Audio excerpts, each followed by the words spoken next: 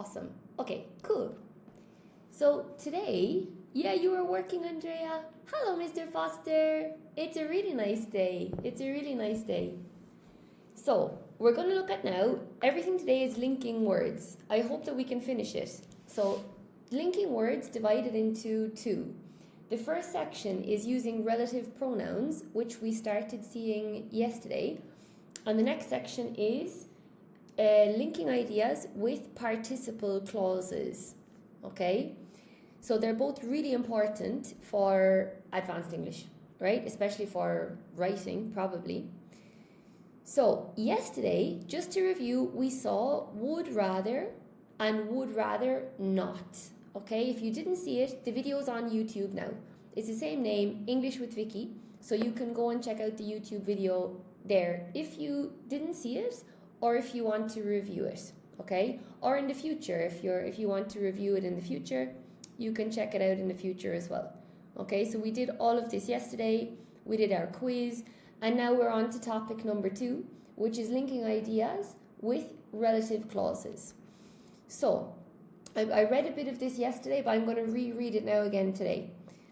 So one of the features that distinguishes a C1 speaker from a B2 speaker is the ability to link ideas naturally instead of producing several short sentences. Okay? So when you're doing your C1 or reading advanced texts, you'll notice that the sentences are much longer. You have to read a lot more before you get like a full stop. Okay, so you can see that this is an advanced text, and to be able to write like that without making grammar mistakes and without repeating, it requires a pretty high level. So that's what we're practicing today. How do we create these longer sentences without making like small, shorter ones, okay?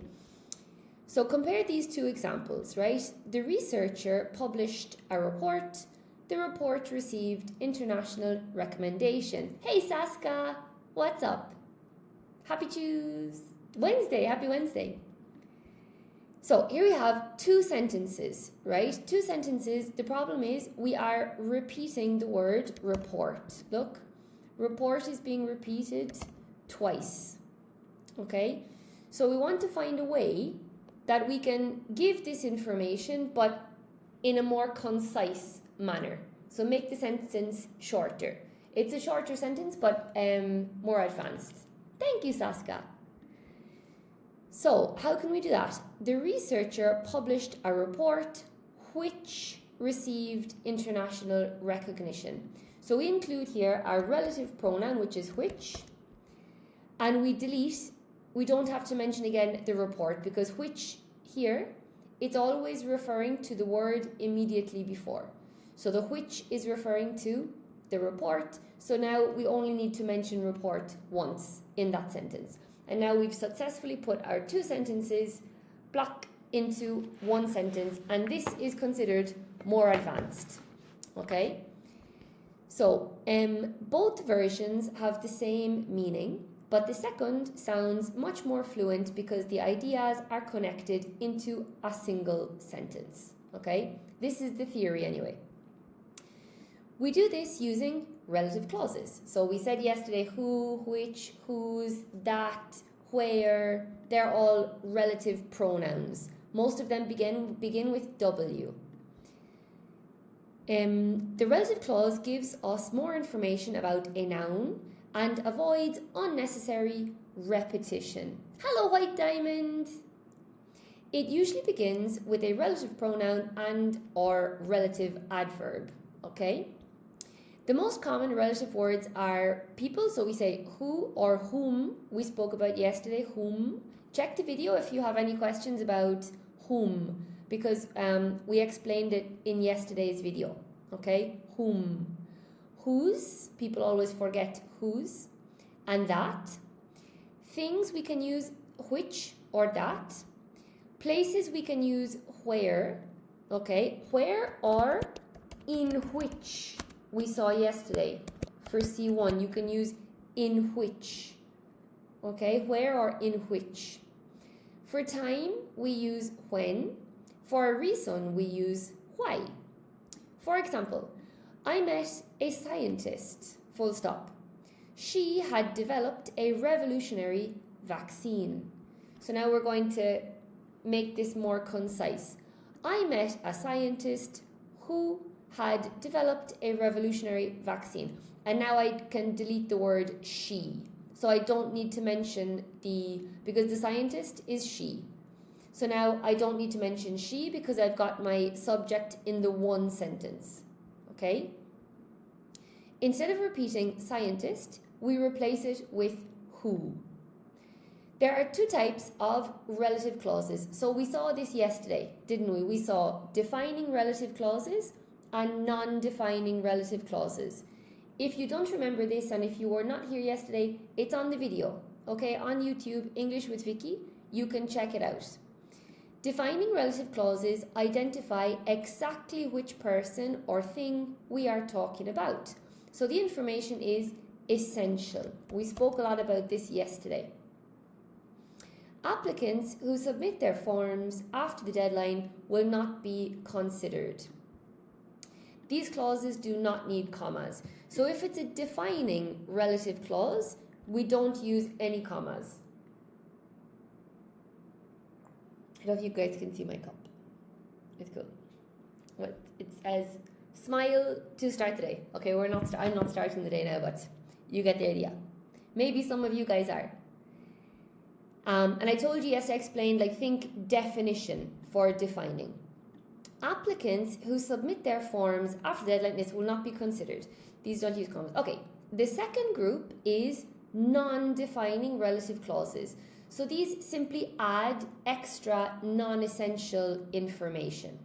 For example, my supervisor, comma, who has worked here for over 20 years, comma, encouraged me to apply. Thank you, Saska. It's not written in French, Mr. Foster. It's written in English. It says smile. Can you see? Okay, you've got the mirror effect now, I know. But it says smile to start the day, is what it says. Okay. If we remove the relative clause, the sentence still makes sense because we already know who my supervisor is. So the relative clause is this part. If I delete this, okay, and I say my supervisor encouraged me to apply, then this is okay. I still understand the sentence, okay? It's the mirroring of the camera, I know. It's funny, isn't it? Yes, and so these must be separated by commas. At C1 level, relative clauses are not just a grammar point. They're a way of making your writing and speaking sound more natural, fluent, and sophisticated by linking ideas together instead of presenting them as separate sentences. Okay? So they're really important. They're really, really, really important, really useful. They sound really good, and obviously for C1 they are just fundamental for your writing. And for the grammar part as well, it helps a lot to understand them well. So, who? The researcher who developed the groundbreaking treatment received international recognition. Who here cannot be omitted? We spoke about this yesterday, okay? So who identifies exactly which researcher we mean. The information is essential, so there are no commas. Guys, if you like the word groundbreaking, I really like this vocabulary. It's very good vocabulary. We spoke about it yesterday with Guerrera. She asked, Vicky, what does groundbreaking mean? And we were speaking about that. So it's a really nice adjective if you want to check. Well, you can Google it or you can check the video yesterday. Non-defining. Dr. Patel, who developed the groundbreaking treatment, received international recognition. So again, I can delete this, okay, and I can say Dr. Patel received international recognition, and it's totally okay. It's the same, right? This part is just extra information, okay? Grammar. Hey guys, thank you so. That's so cool. Okay, I don't understand any of this, you guys know, but Eva Mar, you sent a rose, and Sandra, you sent a heart. Thank you so much. I don't know what this means, but it appeared on the screen. That's really sweet. I do see it. I just don't know what they mean, but I appreciate Eva Mar. Okay, thank you. That's really cool. That's really nice. I'm only started with TikTok, so I don't really understand what they mean, but I know that it's very kind to get them, so that's really nice. I guess you guys are understanding something from this. That's really cool. Okay, so who adds extra information about Dr. Patel? The sentence is complete without the relative clause, so commas are required. Okay, then we have which. I know I'm going through this, guys, really fast, but it's because we saw it yesterday, in the class yesterday. So if you have more questions or you want more details about this, just go to the YouTube and watch the video from yesterday, okay? So defining, the proposal, which sparked considerable controversy, was eventually withdrawn. Really nice vocabulary, guys. Like, look here, considerable controversy. You should put this in your notebook, for your vocabulary, for your writing, or for your speaking if you're doing an exam. Withdrawn is also another lovely word for C1. I tried to put in my examples, I'm really trying to include not just the grammar, but I want to include good quality vocabulary as well. Okay?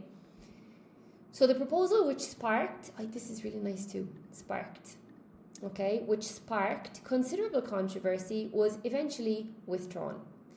So which identifies exactly which proposal we are referring to. The information is essential, so there are no commas. Then non-defining. The proposal which sparked considerable controversy was eventually withdrawn. So here, which adds additional information about the proposal, the sentence remains complete without the relative clause, so commas are required. Okay? Can I omit which here? No, I can't. We spoke with Yuka yesterday. When there's a verb after the relative pronoun, you can never omit the relative pronoun. Sometimes, if the relative pronoun, it's a defining sentence, you're using the pronoun which, who, or that, sometimes you can omit it, but not if there's a verb after it. Okay, that's the trick that we spoke about yesterday. Then we have that.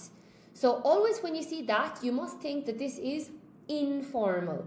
Informal. So non-defining sentences, the long ones with the commas, they're usually used for writing, so they're considered more formal.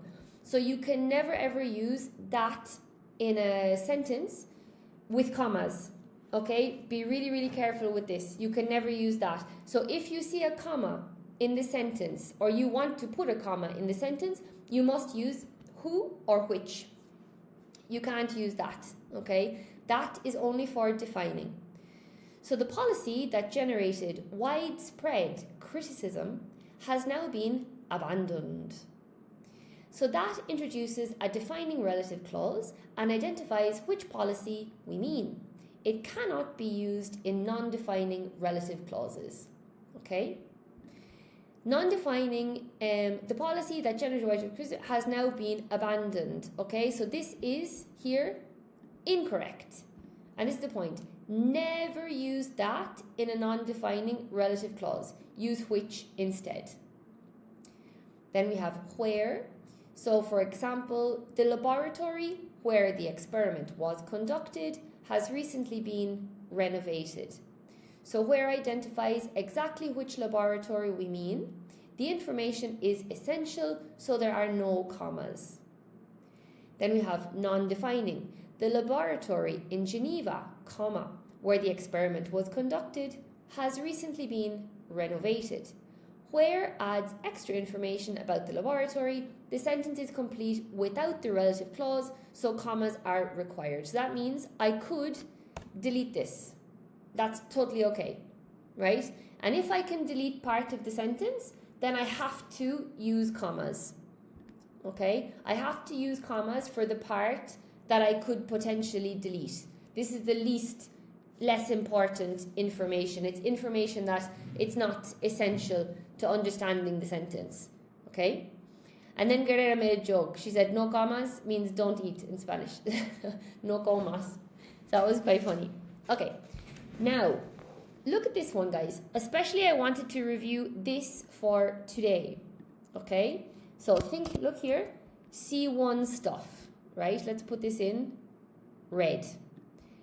In which, so for example, hi Guerrera, you are here. Hello. That was a funny one yesterday. Okay, in which, I've lost my train of thought now. Okay, yes. In which we never do this for B2, really, okay? This is more typical for C1, okay? For you guys who are pretty advanced, is in which. So for defining the circumstances in which, so the negotiations took place remain unclear. The circumstances in which the negotiations took place remain unclear. So we're putting the preposition with the relative pronoun together. It sounds awesome, okay? Whether you're speaking and especially for your writing, it's chef's kiss. Beautiful. In which is a formal alternative to where, or a preposition plus relative pronoun structure. It identifies which circumstances we mean. Non-defining example. The negotiations, comma, in which several key issues were resolved, comma, lasted more than 12 hours. Okay? So in which introduces additional information in a non-defining relative clause, commas are required. Okay? This one does come up in B2, but nobody really understands it. Whom. Okay? We spoke about this yesterday. If you have a doubt about whom, you can look at our video from yesterday. So the diplomat whom the committee appointed has extensive international experience. The grammar whom is the object of the verb and is mainly used in formal English. The clause identifies which diplomat we mean. So in this, if you look here, you can see that the subject of the sentence is actually the committee. So whom is referring to the diplomat, and the diplomat is the object of the sentence. So if whom refers to the object of the sentence, we can use it. Okay? If this were the subject of the sentence, we would have to use who. Okay? It would have to be the committee who. But if it's the object, we can use whom. So whom always refers to the object of the sentence. Then non-defining, Ambassador Lewis, whom the committee appointed last year, has extensive international experience. So whom adds extra information and functions as the object of the verb. The sentence remains complete without the clause, so commas are required, okay? Totally. This is important for C1, C2 distinction. So you should know this for C1 and C2. Rule number 1. Where and in which are often interchangeable. For example, the hotel where we stayed was excellent, or the hotel in which we stayed was excellent. The city where I grew up has changed dramatically. The city in which I grew up has changed dramatically. So same. The version with in which is simply more formal. More formal, and as you know, formality is for C1. So if you're doing a job, doing an exam, if you're doing a job interview, like it just, when you use in which, hello George Sands, when you use in which instead of where, like the people will think, okay, this person speaks very well, you know? And in your exam, you'll probably get some more kudos, okay? Rule number 2, where only replaces in which or sometimes at which, okay? It cannot replace every preposition plus which. For example, the reason for which he resigned, not the reason where he resigned. So here we're using for which, so we can't use where here. Where only substitutes in which and at which. It means where, but not for which, okay? The method by which the data were analysed. Okay, I would like to check something there. Not the method where the data were analysed. Okay, because this one is by which, it's a different one. The topic about which we were arguing, so we can't use where. The conditions under which the experiment was conducted, we can't use where. Okay? So where means in which and sometimes at which. It does not mean for which, by which, about which, under which. Okay? So whichever you can naturally say in the place, you can usually replace with where or in which. Okay? So this is C1, C2.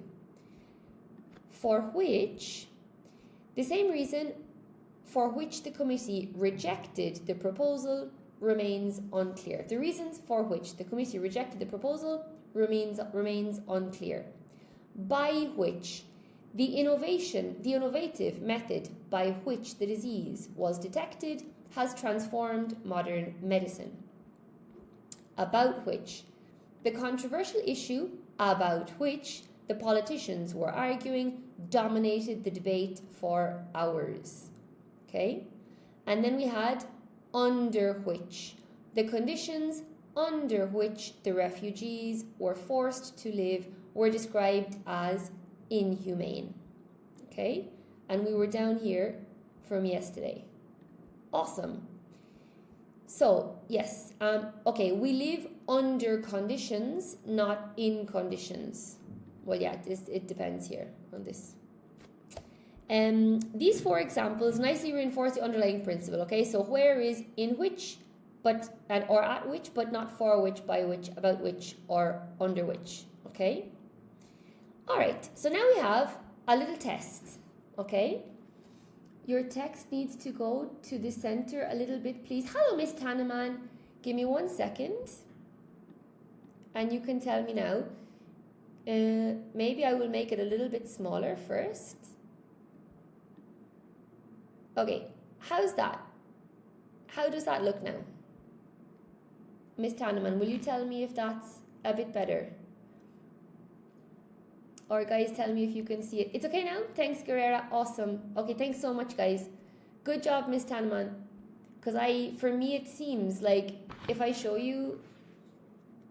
Okay, it'll turn up now as a mirror effect, won't it? But, like, for me... it looks normal. Can you see? That's all I can see. So I can't see what you guys can see. So I need somebody to shout at me. Left or right or bigger or smaller. Cool. So you see, okay, cool. So this is the first text, right? Let's see what you think. Awesome. Better now, Vicky. Awesome, Andrea. Cool. Okay. So the company is looking for candidates who can demonstrate outstanding leadership skills. Those selected will attend a management program. So what relative pronoun? Try to see yourself with another. Yeah, with another account. I don't have another account. I don't have another account. I think I would be totally confused if I had two accounts. I don't know what I would do. Candidates. Candidates now, Mr. Foster, are people, not objects. So which relative pronoun should we use for candidates? Because they're, yeah. Olaguer, hello. Good job, Saska. Well done. Yeah. It should be who or that. You can use who or that there. You saw the answer last night. No. How? Oh my goodness. I don't know how. Okay. Yeah, sometimes I forget I'm speaking and I scroll down too fast. So the company is looking for candidates who can demonstrate outstanding leadership skills. Brilliant. Okay. Now go down slowly. So this is a defining relative clause, so we can use who or we can use that. Oh my god, my battery is going to run out. Okay. Text number 2. The report, comma, was published last week, comma, has already influenced government policy. I showed it last night. Oh my god. I don't remember.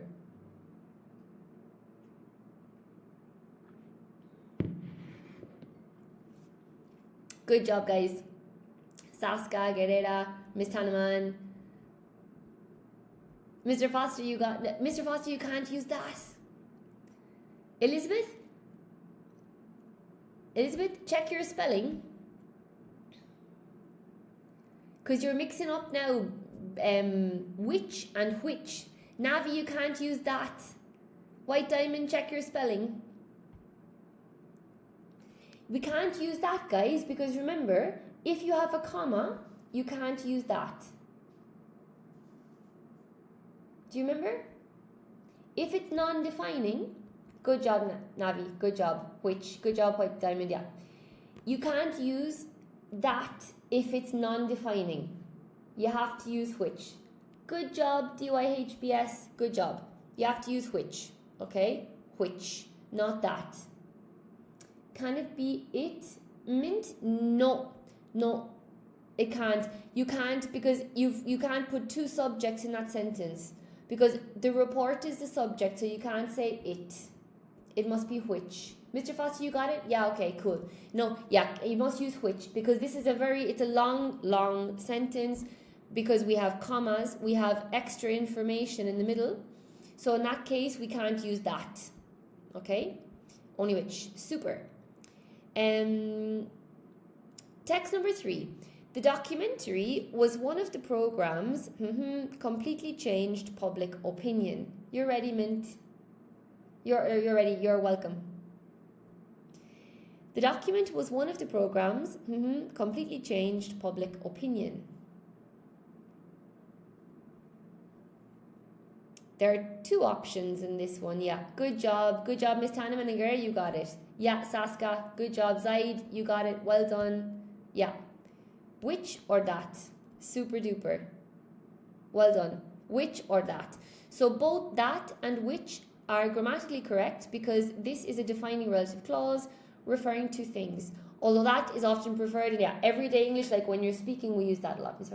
Good job, Mr. Foster, you got it. That's it. Yeah, well done. So no commas, so you can use both. Test 4. The village my grandparents were born has become a popular tourist destination. Hello, Alina. You're not too late, Alina. We reviewed a lot of the stuff that we saw yesterday. Okay.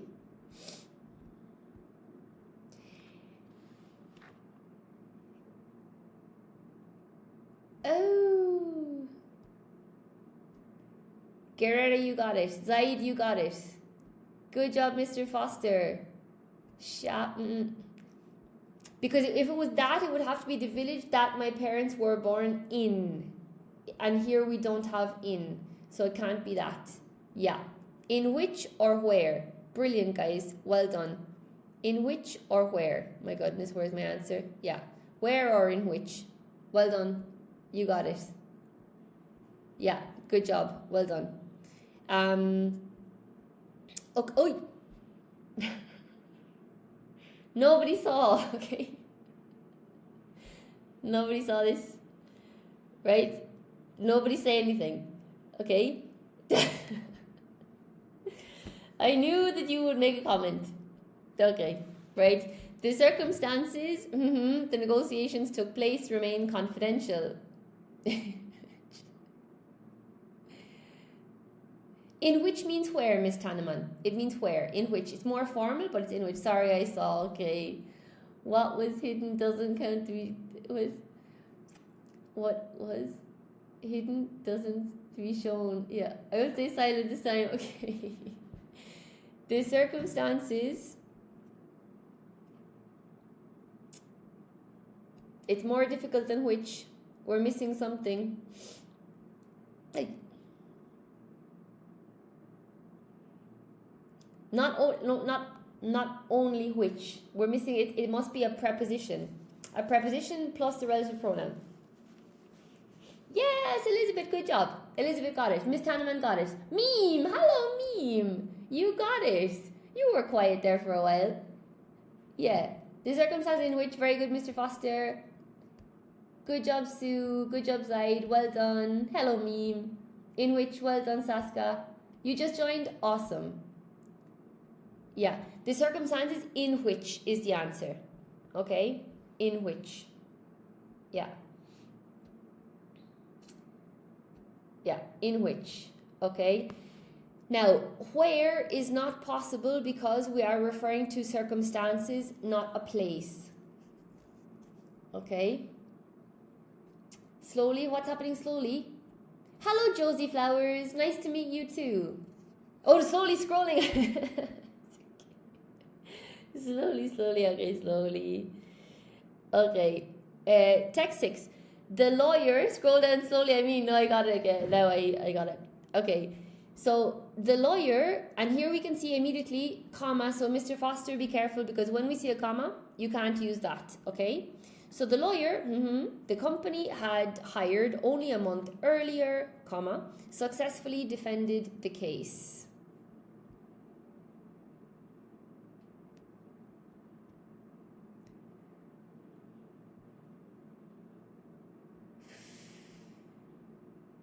Oh my goodness. This is getting intense here. The lawyer, the company.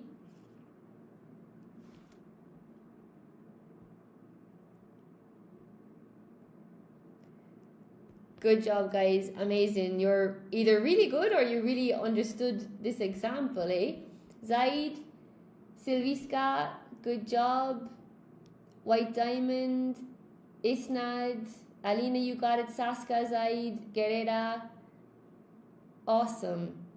Well done. You can use whom here because the company is doing the verb. So the lawyer is the object. So you can use whom. Super duper.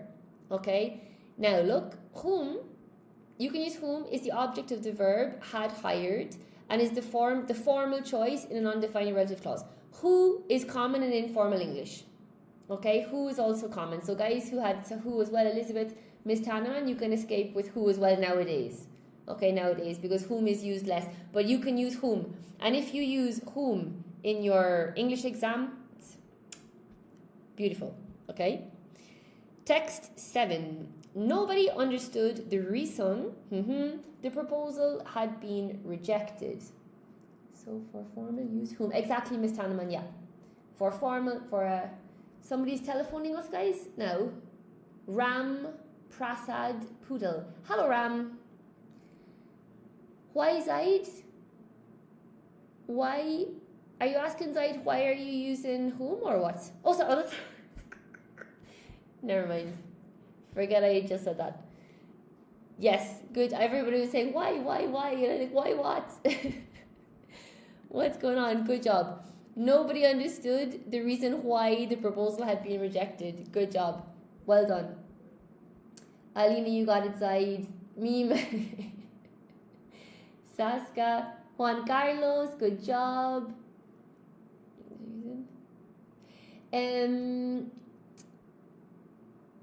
Mr. Foster, you could say the reason for which, because it would be a reason, for which it was rejected, because you say it was rejected for what reason?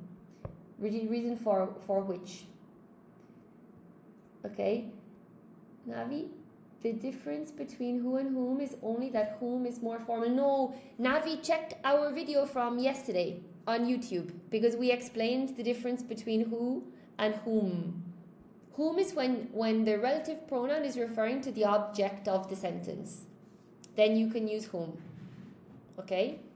There isn't that, so that's the difference, the better grammar difference. Okay? Super. So the answer is indeed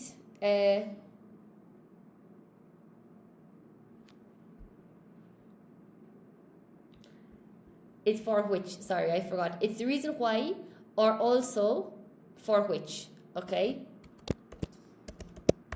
Yes, I forgot I put the formal one here.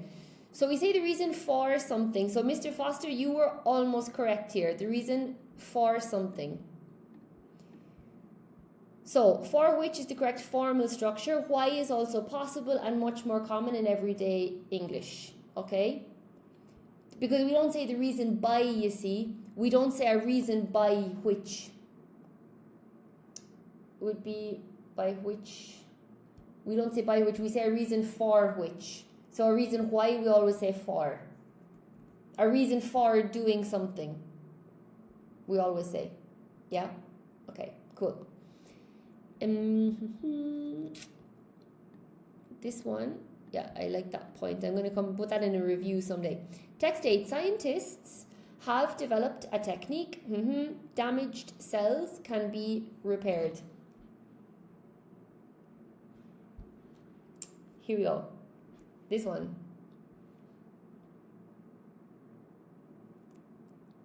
Get it out. Get it out. You were just speaking about this. Scientists have developed a technique. Damaged cells can be repaired.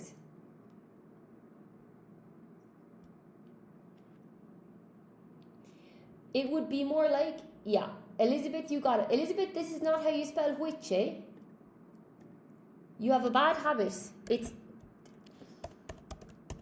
I see. I can't spell it now either. I see. Elizabeth, like this. Can you see? You're confusing with the witch from Halloween. Juan Carlos, you are close, but it's not in. Elizabeth got the correct answer, but she didn't spell which correctly.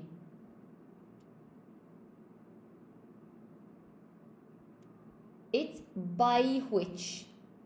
Okay? By which. Zaid, the first one is not correct. By which, Saskia, yeah. Zaid, you're thinking of a witch. This is the Halloween witch. Good job, Elizabeth. That's it. By which. Yeah, by which. By which. Not which. Okay? Don't mix the two. So, it's by which. So, we repair something by a technique. Okay? So, by which is required. Where is not possible because a technique is not a place. Okay? Text number 9. The issue the committee had been arguing for months was finally resolved. This is a hard one. Yeah, I put some quite hard ones here at the end.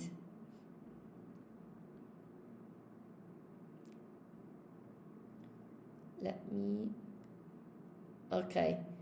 Yeah. Guys, this is a preposition plus the relative pronoun. Yes, Mr. Foster, good job. But you don't argue for something usually. There you how would you say? They are always arguing this. What are you arguing?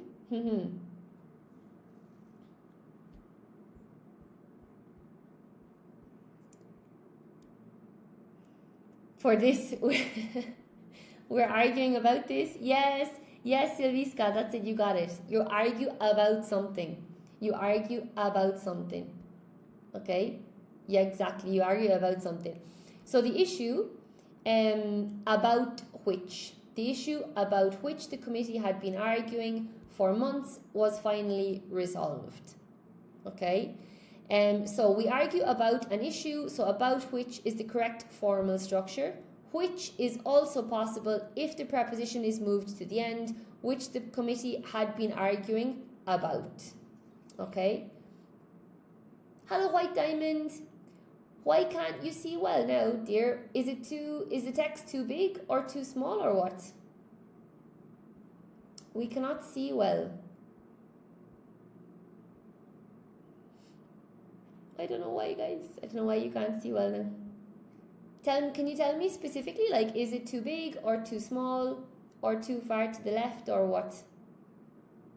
Could you go down a bit? Like this? I use laptop and see everything great. Oh, that's awesome, Mr. Foster. Good idea. Using the laptop. Miss Hanneman's perfect. Okay. It's okay. We can see it very well. Okay, awesome, Juan Carlos. Thank you. Okay, thank you. Penis tactic, thank you. It's too small. Yeah, that's a good idea actually, guys. If you use your laptop or your tablet, it might be easier. It might be a bit easier. That's a really good idea. Because if I make it much bigger, I think it won't fit on the screen. Now it's fine? Okay, cool. So, text 10. The conditions The miners were expected to work were extremely dangerous. Saskia, you use iPad. Okay. There is space at margins. You may enlarge a little bit, Vicky. Yeah? Because I think somebody else thought that it was a bit too small. Hang on. Maybe it depends a bit on the telephone as well or something. How's that? A little bit bigger. Brilliant, Zaid. Zaid, you got it. Well done. Zaid got it there, guys. It's in which, or under which. You can work in conditions or under conditions. The conditions in which, yeah, are under which as well. Okay, under which or in which. Right? You can also say in which. I didn't write this down. In which. So explanation, we work under conditions. Yeah, it's more typical work under conditions. So under which is the correct formal structure. Where is incorrect because conditions are not places. Okay. The conditions where the miners were expected to work were extremely dangerous. Okay. Number 11, the entrepreneur. Don't look. The entrepreneur company revolutionized renewable energy, received an international award. What's happening today? It's very hot. I think it's the heat. I've only done twice now, in fairness. I've only done twice, I think. Right? So the entrepreneur company revolutionized renewable energy, received an international award. The entrepreneur, Saskia, you got it. Silvika, you got it. The two of you guys got it. Juan Carlos, you got it. Get it done. Okay. Mr. Foster, you got it. White Diamond, you got it. Elizabeth, you got it. Yeah. The entrepreneur whose company revolutionized renewable energy received an international award. Yes. Because the company belongs to him. Okay. It's his possession. So it's whose. So whose shows possession and means the company belonging to the entrepreneur. Is belonging to the entrepreneur. No other relative pronoun is possible here. Okay. Text 12. The year the company was founded marked the beginning of a technological revolution. The year the company was founded marked the beginning of a technological revolution.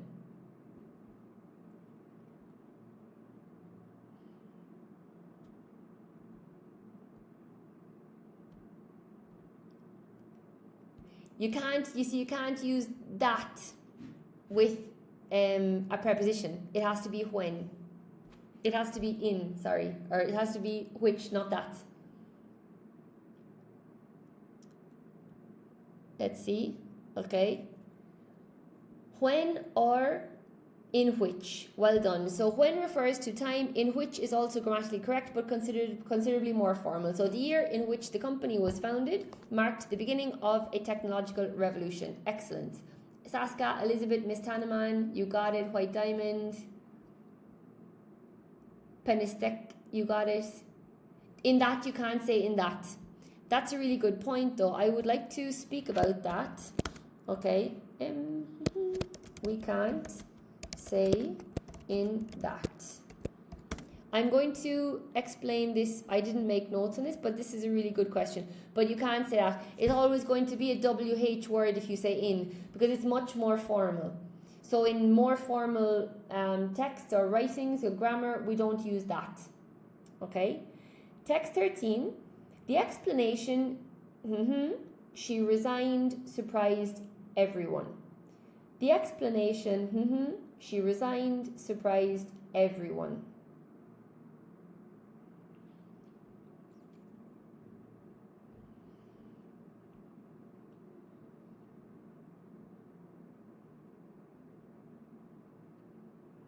The explanation, she resigned, surprised everyone.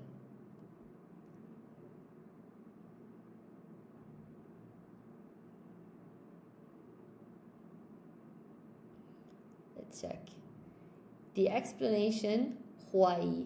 Well done. The explanation why she resigned surprised everyone. The explanation why she resigned applied everyone. And you can also say for which. Okay? Because you give an explanation for something.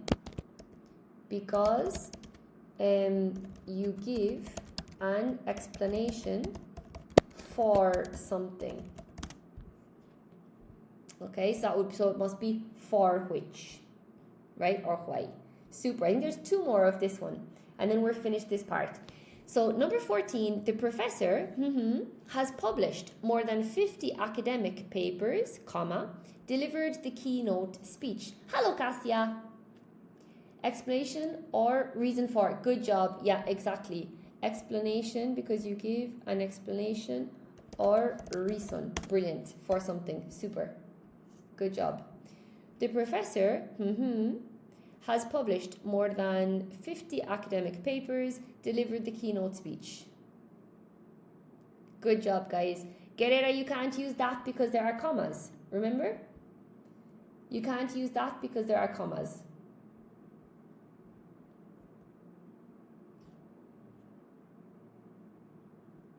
Brilliant job, guys. Well done. Who? You got it. Well done. A lot of you got it. Who? Silvika, Saska, Lola, Penestek, Meme, you got it. Juan Carlos, Chauka, good job. Alina, good job, Mr. Foster, well done. Guerrero, you can't use that, but you can use who. Kay, you got it. It's who. Cassia, you got it. Elizabeth, well done. Guerrero, oops. Yeah. Hello, Rita. Yeah, it's who. Good job. Well done. Okay. Here you go, Guerrero. That cannot be used after a comma. Okay. And the last one, I'm pretty sure this is the last one. Text 15. The professor published the article on artificial intelligence. Will deliver today's lecture.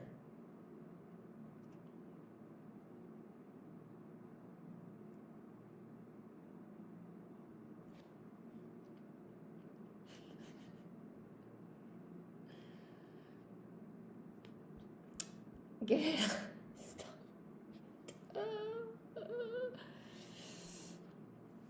Yeah. Very bad today. 3 strikes. Which is the name of the topic? Relative pronouns. Relative pronouns. Knil. It's who or that. Well done. Can't be whom. It can't be whom because in this case, the professor is the subject of the sentence. So it can't be whom. Okay? Whom, we can only use whom if it's referring to the object of the sentence. Saska, you didn't see anything. Okay? Lola, Rita, you got it. Juan Carlos got it. Super. White Diamond, you got it. Well done. Yeah, awesome. Well done. Okay? Who are that? So, yeah, that's it. Awesome. Brilliant. Well done, guys. Good job. Defining clauses. Yeah, thank you, Mr. Foster. Exactly, defining clause. Relative pronouns. Yeah. Nick, the professor's AI. Do I look like AI? Okay. Can you give example for whom? Yes, we had examples up here before we move on. About the professor whom the committee selected turned out to be a disaster, for example. Where are our notes on whom? See, we did this yesterday in more detail. The student whom the teacher selected for the debate didn't prepare very well. Okay, for example. Okay, thank you for your lesson. What time is it there, Miss Taneman? What time is it for you at the moment? Is it late where you are? Okay. Okay. Oh my goodness, Miss Tanneman, what country are you in? You must be in the Middle East, or in Asia? Desiree, you're from Brazil. Awesome. Hello, ole ole. In Bali, Miss Tanneman, that's awesome. Ole ole, you're in Thailand. You guys are up late. Susanna Oria, 6:46. Okay. For us, it's the same. You're the same as us, as me anyway. Okay. Awesome. So, will we keep going? Will we push on a bit? I've prepared a lot of notes on this, eh? I'll introduce you. We'll see how far we can go. Okay? So, the next topic is going to be linking ideas. So, it's the same. Okay? So, we're still linking ideas. We're making two sentences or smaller sentences. We're putting them together in one sentence. So, we're linking ideas together, making longer sentences, more complex sentences. But this time, not with a relative pronoun, we're going to use participle clauses. Okay, we're using participle clauses. There are three types of participle, which we're going to see today. So, one of the characteristics of advanced English is the ability to combine ideas into a single fluent sentence instead of using several short ones. Okay? Another way native speakers achieve this is by participle clauses. So can you see the theme? Hello, Irina. You can see the theme, guys. We're taking, like, in B1 and B2, you know, we make, like, these perfect sentences. And now we're putting these sentences together to make longer, more complex sentences. We just saw one way is to use relative pronouns. And now we're going to see the next way, which is using participle clauses. Okay? I hope that makes sense. Compare these two sentences. Hello, Josie Flowers. Hello, Leah. Okay, compare these two sentences. The company expanded into Asia, right? It increased its profits significantly. So this is very good for a B2 student. If a B2 student can write this sentence, it's awesome. They're two well-constructed sentences, good verbs, good vocabulary, good adverb, very nice for a B2 student, okay? The company expanded, and plus they're using expanded into, very good verb plus preposition use. The company expanded into Asia. It increased its profits significantly. Really nice sentence for a B2 student, okay? Next level. Now, in this one, we mention the subject twice. We mention the company and we mention it. So what we're going to do now is we're only going to mention the subject once. Why not expanded to? Why are you asking me difficult questions like this, Gareda? At this hour of the evening. I'm kidding. We always say expand into. We don't say expand to. We don't say expand to, as far as I know. As we say expand into, because you're entering into a market or entering into a country. I don't think there's a rule, but I will check now after class. I'm going to probably spend 20 minutes checking about this, but I'm pretty sure we can't say expand to. Why not expand to? I will check. I'm not going to tell you no, it's not, because my goodness, they're somewhere. I will check that, but I'm pretty sure we say expand into especially when it's a market. Okay, because you're entering something, you're inside in something. Whereas to is just kind of like I'm going to France. No. But we expand into, it's like because you're going into a container of something. But I'm going to check, okay? I promise I will check. So, now, expanding into Asia. So you can see here, I have taken the verb and I've put it into the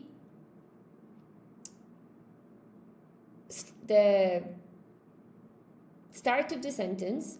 The company increased its profits significantly, right? So you have here, and I'm just using the company once, in the second clause. Expanding into Asia, comma, the company increased its profits significantly. Okay? The meaning remains the same, but the second version sounds much more natural and sophisticated because the ideas are linked together. Participle clauses allows us to express relationships such as time, reason, result, or simultaneous actions without repeating the subject, okay? So without repeating the subject. So this is the key. Or using conjunctions like because, after, when, or while. So these conjunctions are super in B1, B2, but there are other ways now that we're learning to create these sentences without using because, after, when, or while. Okay? So I put examples because I didn't want you to be confused. With time, so instead of saying after or before, without a participle clause. So after she had completed the report, comma, she submitted it to the director. So this is the sentence without the participle clause. Now, with the participle clause, having completed the report, okay, having completed the report. So this is here. We have the past perfect changes to the participle in the present perfect. Having completed the report, comma, she submitted it to the director. So it's like after completing the report, she submitted it to the director. So hello Aisling. Aisling, I'm Irish. Are you Irish, Aisling? Your Aisling Mullins sounds like an Irish name. You recognize the accent, do you? Yes. Okay, we've had some Irish people here before actually, which is quite funny. They were participating in the lives. You caught me, yeah. Where are you from? I'm from Cork. Where are you from? I feel like you have another accent too though. Yeah? Yeah, I've been teaching for a long time. You're from Dublin. I'm from Cork. Nice to meet you. Okay, so number 2 is for reason, so because, as, since, without a participle clause. So because he was convinced the proposal would succeed, he invested in the project. Oops, 1 second now. Okay, and then with the participle clause, being convinced the proposal would succeed, he invested in the project. Okay?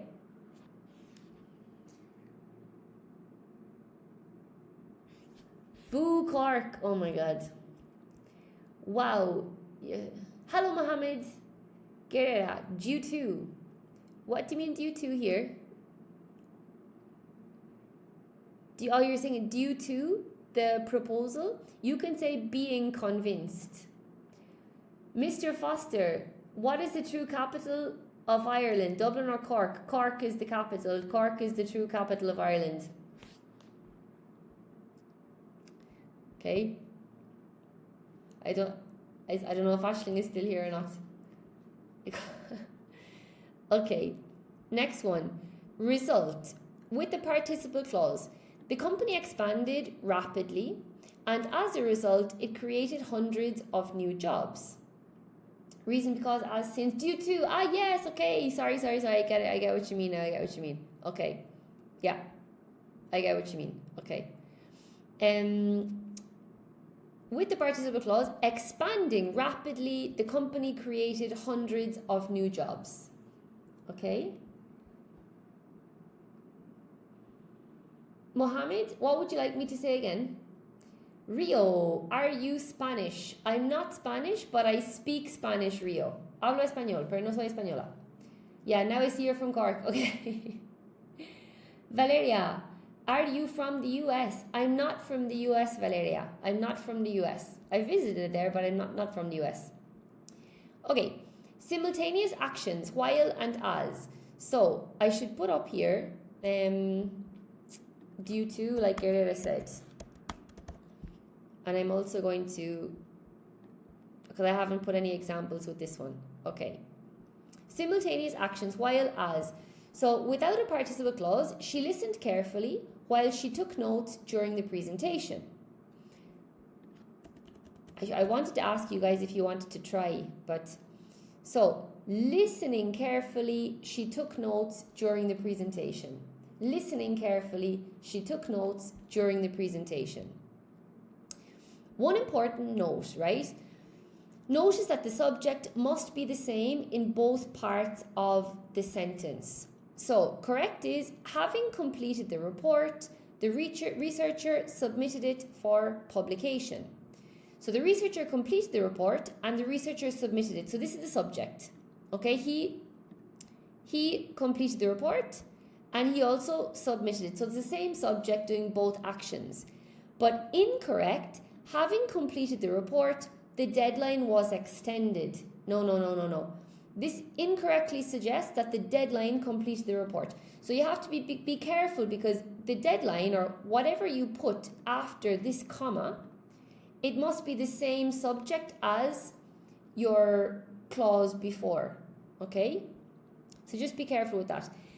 There is a name for this. This mistake is called a dangling participle. And it's one of the most common errors made by advanced learners. Cambridge loves testing whether students can identify the correct subject of a participle clause. This is really, really important, okay? I don't want to put it in pink because this is for something else. We'll put it in red. A dangling participle happens when the subject of the participle clause is not the same as the subject of the main clause. So in other words, the participle clause ends up describing the wrong person or thing. For example, having completed the report, the meeting began. So who completed the report, right? Grammatically, the sentence says the meeting did, which is impossible. So having completed the report, the meeting began. No.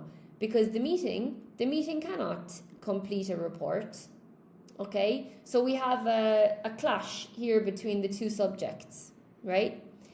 The participle clause is dangling. Dangling means, what does dangling mean? Dangling is kind of like, one second, it's like, this is kind of like dangling. It's just like there in the air. This is to dangle. It means like to hang, okay? So it's not connected to anything. The participle clause is not connected to the main sentence because it's a different kind of wobbling, kind of like hanging. It's not connected to anything.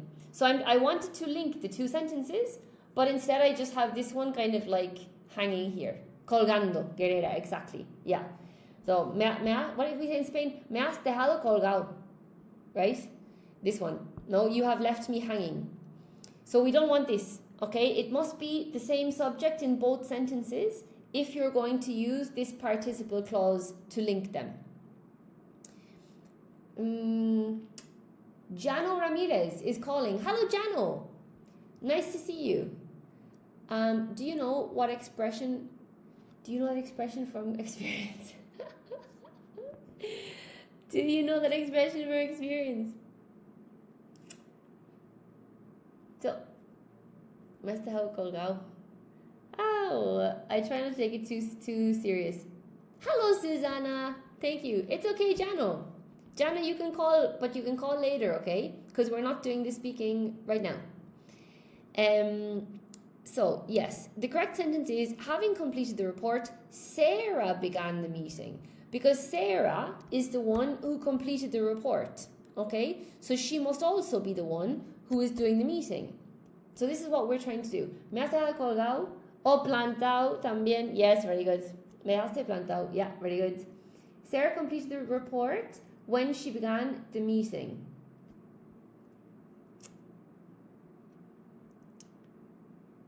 No, it would be Sarah began the meeting when she completed the report. No? Because she did the report first. White diamond. Me has dejado plantado es más común en Sudamérica. Yeah? Okay. Now the subject of both clauses is Sarah. Sarah completed the report and Sarah began the meeting. Another example. Incorrect, right? Walking through the city, the buildings looked magnificent. Now this is not possible because this suggests that the buildings were walking. Okay? No. Okay? We say it here too. Yeah, we say it to you for sure. We say it in Spain too. I've heard it. Correct. Walking through the city, we admired the magnificent buildings. Okay, so the subject, guys, must be the same. If you're going to use the participle clause, the subject must be the same. Okay? Sarah completed the report and she began the meeting. Yes, this one you could say. Yeah, and she began. Or you could say Sarah completed the report and then she began the meeting. Yes, yeah. So this is just another way to say, it's a bit more advanced, white diamond. It's just like the next level of saying that. Okay, you are correct. Now the subject of both actions is we, or before, you could say. Before, Sarah completed the report. Before the meeting, yes, you could say white diamond. Yeah, you could. So the rule is the subject of the participle clause must be the same as the subject of the main clause. Okay? If the subjects are different, the participle clause dangles. Es como ahí colgando. It's there hanging. It's not connected. We're supposed to connect the two clauses, but if you don't have the same subject, this one is like hanging there. It's not connected to the second sentence. The subject must be the same. Otherwise, the sentence is illogical. Oh my goodness. Something happened. Okay. Yeah, this is why Cambridge tests it. It's not just about grammar mistake. It changes who is performing the action. All right. Now, what are you guys saying there? Hello, NVM. Is this colloquial language though? Because we use sentences like this in common speech. This is not colloquial. I mean, this people use this at work, yes, but this is more for an exam, for formal writing. And people who speak well, why not? And then she began the meeting. You could say that. Hello, Michaela. Hello, Michaela. No? Like an advanced class. This is definitely an advanced class, yes. For sure. Okay? So, like relative clauses, guys, if you didn't see the part about relative clauses, you can check the video on YouTube, okay? English with Vicky, it's there. And yesterday also, we were doing that. They help us link ideas together and avoid writing several short sentences. So, I put, especially important for C1, you need to be able to write long sentences in the writing part of the exam, and to read and understand the grammar in very long sentences in both the use of English and the reading. Okay? The participle clause is a clause that uses a participle instead of a finite verb. This allows us to combine information into one sentence more naturally. And then I thought, okay, they're going to ask me, Vicky, what is a finite verb? So a finite verb is the verbs that we're used to. They're the ones that we can tell what tense we're speaking in. So a finite verb is a verb that is changed to show tense and agrees with the subject. For example, she works every day, they work every day, yesterday they worked. The finite verbs are works, work, worked. So a finite verb is a verb that shows you the tense. Okay? They change according to the tense and sometimes the subject. For example, she works, I work, he works, they work. So, working every day, she became exhausted. In this case, working is not a finite verb because it doesn't tell us the tense by itself. If I say working every day, I don't know if I'm speaking about the past, the present, the future. So this is not a finite verb. Okay, so it doesn't change and it doesn't change with the subject. The finite verb is become. Okay, so she became. So now I know that this tense is in the past simple. But only with this part of the sentence, I don't know what tense it is because this is not a finite verb in this tense. Okay? So we can compare, she completed the report, completed is a finite verb, but having completed the report, she submitted it. In this case, submitted is the finite verb in the sentence because submitted is telling us that it's in the past simple. because only with having completed, I don't know what tense this is. Okay? So we can compare the researcher completed the experiment, she published her findings, and having completed the experiment, the researcher published her findings. Instead of repeating the subject, we combine the two ideas into a single sentence. Okay? Now, here we go. There are 3 types of participle clause. I think this is the most important thing we're going to see now for the rest of the class today. There are 3 types of participle clauses. Okay? 3 types. The first one is called the present participle. For the present participle, we use ing. Okay?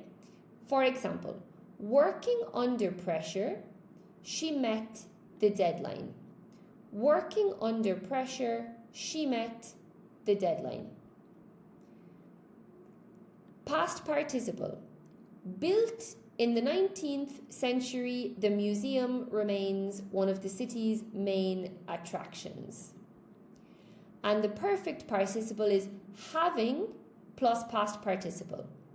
So, having reviewed all the evidence, the committee reached a unanimous decision. At C1 level, participle clauses are used to make writing and speaking more concise, formal, and natural. Like relative clauses, they allow you to link ideas effectively, which is exactly what Cambridge is looking for. Okay, so those are our 3 there. I'm going to put this in pink because it's very important. A participle clause is a shortened clause that helps us combine 2 related ideas into one single sentence. Hello, David Hoshwe. Yeah? Me alegro. Instead of writing 2 complete clauses, we shorten one of them. Okay? You like Cambridge more than Hogwarts. Are you saying Hogwarts or Hogwarts, like with Harry Potter? George Sand. We shorten one of them by removing the repeated subject and using a participle. This makes our writing and speaking more concise, fluent, and sophisticated. Okay? For example, the researcher completed the experiment, she published her findings. Having completed the experiment, the researcher published her findings. The meaning is exactly the same, but the second sentence is more natural because the repeated subject, the researcher, has been removed. Before we look at participle clauses, we need to understand what a participle is. So, a participle is a verb form, not a tense. Okay? English has 2 participles. The present participle is the ing form, for example, working, studying, writing, running, and the past participle is the third form of the verb, for example, worked, finished, written, built, gone. So, you may be wondering about having completed. Many students think having is the participle. It isn't, it's the auxiliary. Okay? Professor Harry Potter is the famous scientist. He's a famous wizard, isn't he? In having completed the report, having is the auxiliary verb, while completed is the past participle. Together they form a perfect participle clause. So having is the auxiliary verb, completed is the participle, and the 2 of them together form the perfect participle clause. Notice the similarity with the present perfect. She has completed the report. The auxiliary is has, the past participle is completed. And now compare having completed the report. So the auxiliary is having, okay? And the past participle is completed. So the auxiliary changes has to having, but the past participle remains exactly the same. Finally, remember that not every ing word is a participle. Well, obviously not. Working late, she finished the report. So here, working is a present participle because it begins a participle clause. Where the stress lands in the word participle, I think it's in the I, the first I, participle, in my opinion. Why? How would you say it? Okay, I can't hear you now. So for me, it's like participle. P-A-R-T-I-C-I-P-L-E. For me, it's here on the I. Yeah, I think. Okay. However, this one, working late, is exhausting. Here, working is a gerund because it functions as a noun. So it's the subject of a sentence. So this is different. So the ing form can be either a present participle or a gerund. It depends on the job it is doing in the sentence, not on its form. Okay? In your school, you were told participle. Participle. Like this, participle. Participle. I don't know. I always say participle anyway. Yep, really? Participle. I always say participle instead of participle. Participle. For me, it sounds totally weird. Participle. For me, it's normal to say participle, but I don't know. Okay, cool. So, the three types, right? The present participle, we use the present participle when two actions are happening at the same time, or when one action explains how something is happening. Okay? For example, working closely with international partners, the company expanded rapidly. So this is two actions happening at the same time. Working closely with international partners, the company expanded rapidly. Right? Walking through the city centre, I bumped into an old friend. So it happened at the same time. The subject of both clauses must be the same, right? So they happen at the same time. So the working with international partners, the company expanded at the same time. Walking through the city centre, I bumped into an old friend. Happens at the same time. Hello, Claudia. Hi, how do you pronounce the article a? I normally say a, personally, as in like A, B, C, you know? But I know some people say I say a. Apple, I would say like apple, A-P-P-L-E, apple was what I would say. But I know some people say Sound. And I also know that some people with this letter, people ask me a lot, how do you pronounce this letter? That's another question people have. Okay, Claudia, no problem. Number 2, right? So we use this when it's two actions happening together, we use the gerund, okay? We use the past participle when the subject receives the action or is in a particular state. For example, shocked by the results, the researchers repeated the experiment. Or, built in the 18th century, the castle attracts thousands of visitors each year. Okay, so in this case, the past participle, so the subject of the sentence is receiving this action or the state. Notice that these clauses usually have a passive meaning. Okay. And the third one is perfect participle, having plus past participle. We use the perfect participle when one action clearly happened before the other, okay? So in the first one, they're happening at the same time. In the second one, the subject is receiving an action, okay? So the castle is attracting thousands of visitors. And in the third one action is happening before another action. So, having completed the investigation, the police released their final report. So that this happened first, and after this, they released their final report. Or having spent several years abroad, she speaks fluent Japanese. Okay? So she was abroad for several years, and now, years after, she speaks fluent Japanese. The first action is completed before the second begins. Okay?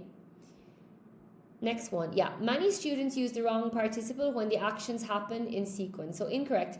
Completing the report, she submitted it to her manager. No, because we need to show that this happened before. So it must be having completed the report, she submitted it to her manager.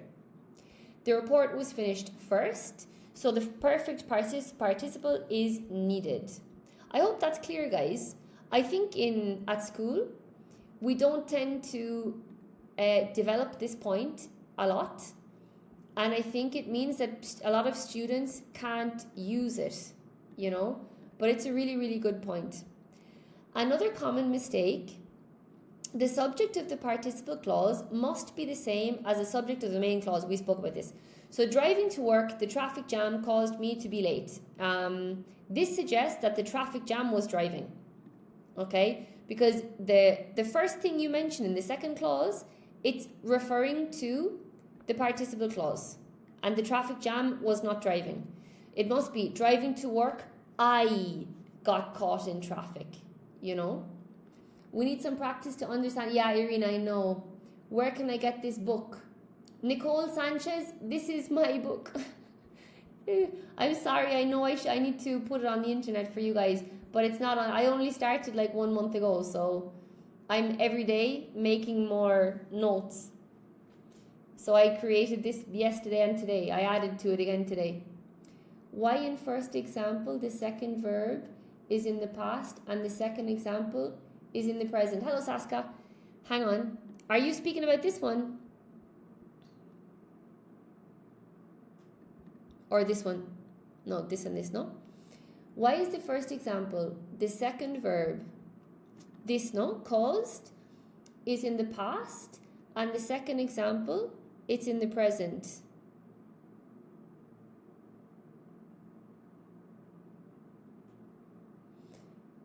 I'm lost now, Saska. No, about present perfect option.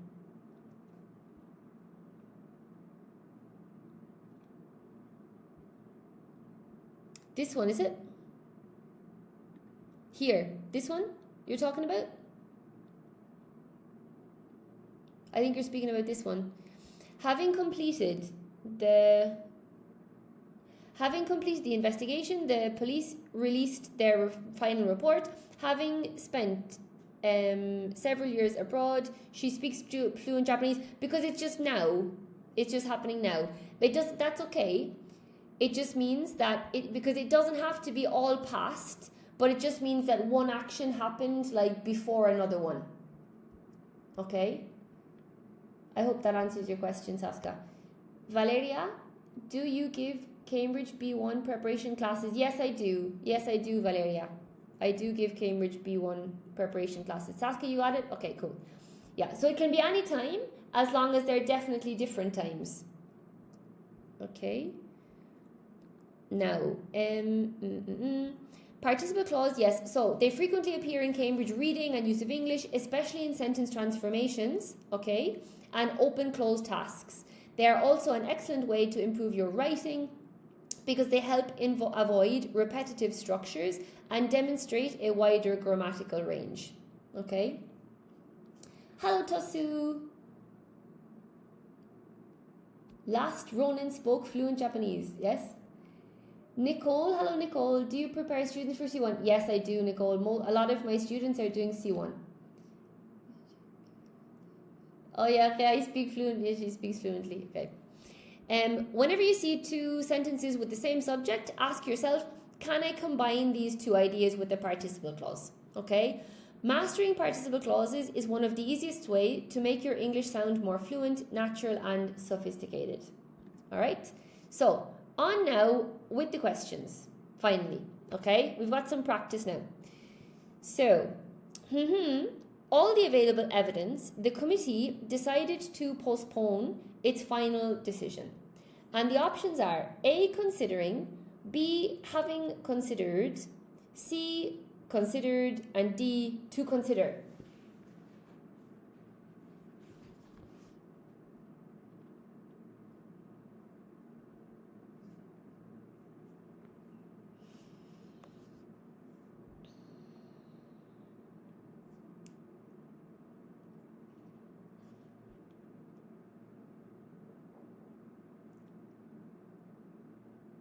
What do we think?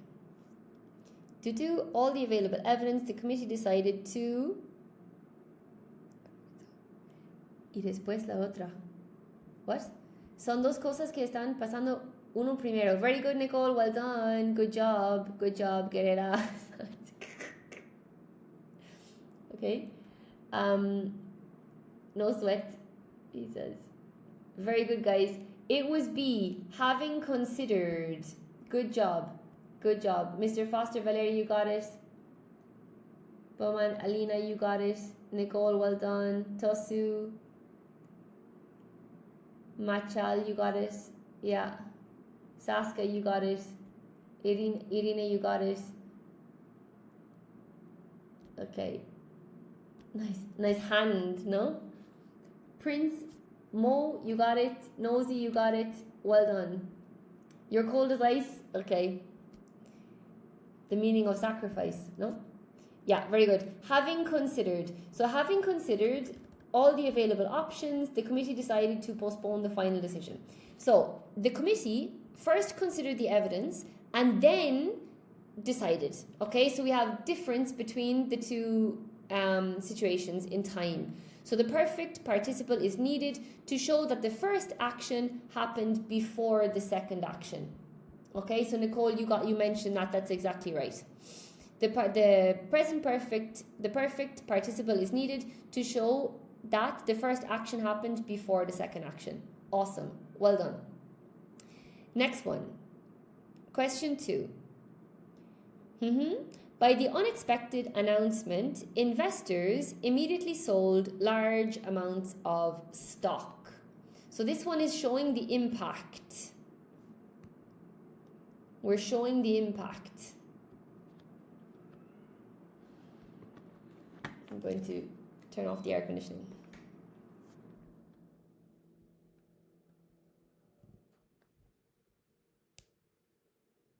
Awesome, guys. You're fantastic. Yeah. Shocked because it's showing the impact. Guys, you all got it correct. Nosy, Cassia, Alina Guerrera, Irina, Mar, well done, Elizabeth, George San, Saska, Sylvie, you got it. Valeria, you got it. Bo, you got it. Tosu, well done. Prince, you got it. White Diamond, well done. Yeah, it was C. Well done. Shocked by the unexpected announcement, investors immediately sold large amounts of stock. Okay? Explanation. The investors received the action. They were shocked. So a past participle with a passive meaning is required. Okay? So the investors, they're receiving the action. So this is option number 1. Okay? Hello, Mar. Having been shocked, would it be correct? Having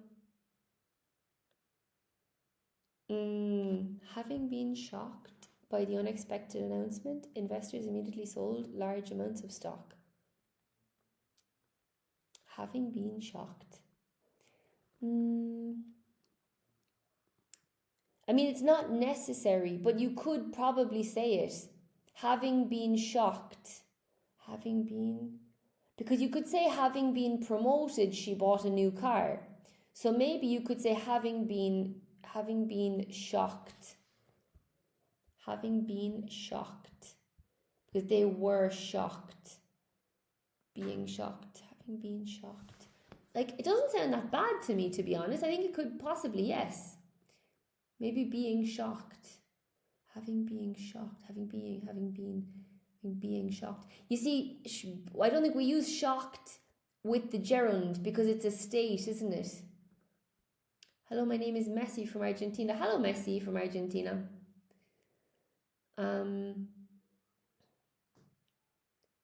But only in the street. Yeah, having been shocked. Because you could say, I think, because you could say, for example, the police, if the police have, you know, the taser, when they do like zzz, having been shocked, he rolled around on the floor, shaking, maybe. I'm going to check. I think you can say it. Like, just maybe it's not necessary in this sentence, because we're making the sentence even longer. Having been shocked by, it would be passive. Yeah, having been shocked, yeah, by the unexpected announcement. I will double check this, but I think maybe yes. In Cambridge, this is not possible, but in Hogwarts, it's possible, yeah? You have homework today with our questions. Yeah, I have a lot of homework. My goodness, I have a lot of notes as well. And I want to make TikToks about all of them to explain. Oh my gosh, fan club. Yeah. Okay. Next one. Number 3. Towards renewable energy, the company significantly reduced its carbon emissions. So switched, having been switched to switch.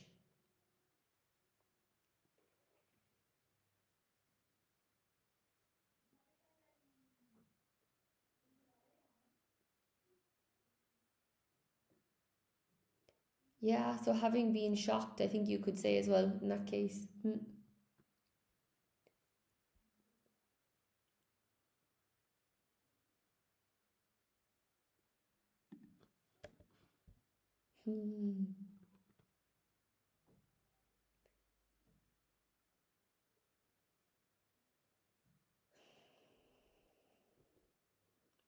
Having been switched, get it switching towards renewable energy. Switching towards renewable energy. So look, 2 actions happened as part of the same process, so the present participle is used. So let's break this down now. Towards renewable energy, the company significantly reduced its carbon. I actually think that this would probably be better as having been switched to show that I think that's probably better. I think maybe it's better here. Having been, because it's something that happened in the past. Having been switched towards renewable energy, and I could probably change this to 2 as well. Having been switched to renewable energy, the company significantly reduced its carbon dioxide emissions. I think so, yeah. And in this case, it's going to be one action happened before the other. Happened before the other. And if we go back up to this one, having been shocked by the unexpected announcement, I think that could also work. It depends on depends on what you're saying in what context. So maybe we don't have context for these examples. Having been shocked. So it could work depending on the context of the sentence. That's the only issue. If we go back and look at these again. The perfect is the first action is completed before the second begins. So I think that we can use this here.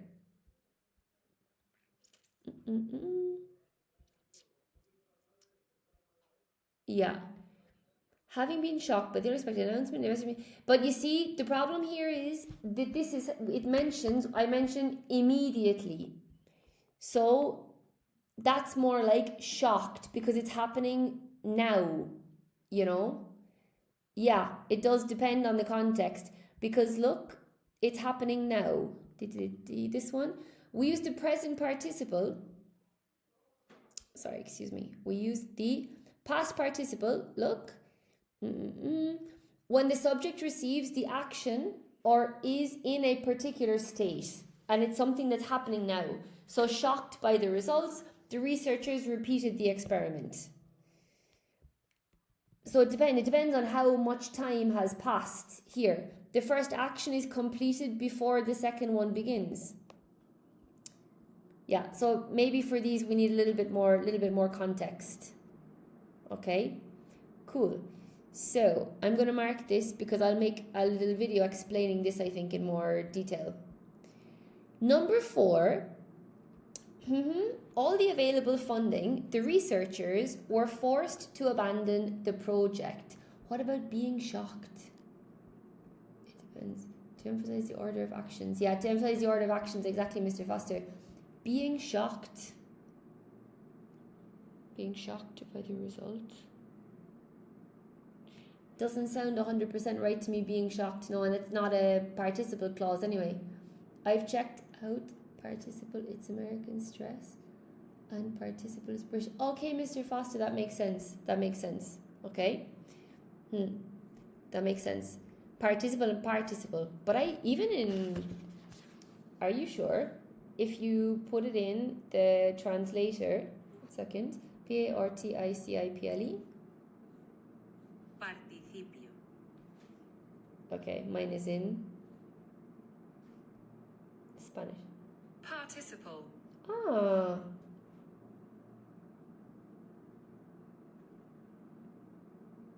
Participle. Participle. Never didn't know that. That's quite funny. And you checked the Cambridge Dictionary and it said participle, no? Like I'm saying it. That's why so. American and English. No, they confuse mucho de Google. Yeah. I prefer to check the Cambridge Dictionary. Okay? Well done. So, very good, guys. There's a difference, isn't there? Between when they had no funding and when they were forced to abandon the project. So they ran out of funding and then later they had to abandon the project. Okay? Yeah, Nicole, I agree. Right? So having exhausted all the available funding, the researchers were forced to abandon the project. Well done, guys. Marchi, well done. Good job. Bo, well done. Saska, good job. Alina got it. Tosu, Sylvie, Irina, George Sand, Guerrera, super duper. Well done. Good job. Okay? Next one, number 5. In more than 30 countries, the organization has become a global leader in humanitarian aid. So we have operating, operated, having operated, and to operate.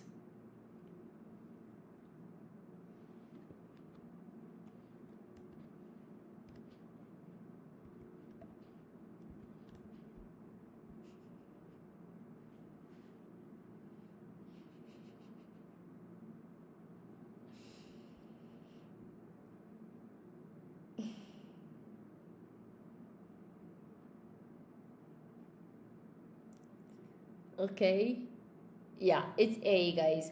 Operating in more than 30 countries, the organization has become a global leader in humanitarian aid because they're happening at the same time. You know, it's ongoing, it's happening at the same time. Okay? You have musical fingers. Do you play any musical instrument, Vicky? I don't. I wish I did, but I don't, unfortunately. I'd love to play the piano or something, but I don't. Okay. Explanation. The present participle describes the organization's ongoing activity. Okay, so they're happening at the same time. It's ongoing activity, so we use number 1. Number 6. Guilty by the jury, the defendant immediately appealed the verdict. So again, this is demonstrating he was affected. So he's been affected by this. George, and you can play the piano, that's awesome. Never too late, yeah, I should learn to play. And then, but now I'm spending so much time on TikTok. But yeah, it's never too late, never too late. Awesome, guys. Guerrero, you got it. Tosu, you got it.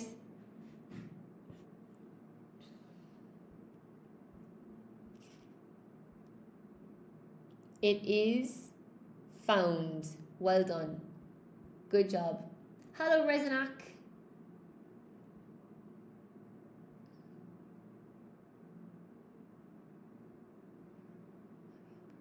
Yeah, when having operated, yes, sus instalaciones, having operated, yeah, it would be that it's at least it was in the past before whatever else happened. We need some context. Okay, so it's B. Good job, Merchi. Well done. Can we say being found?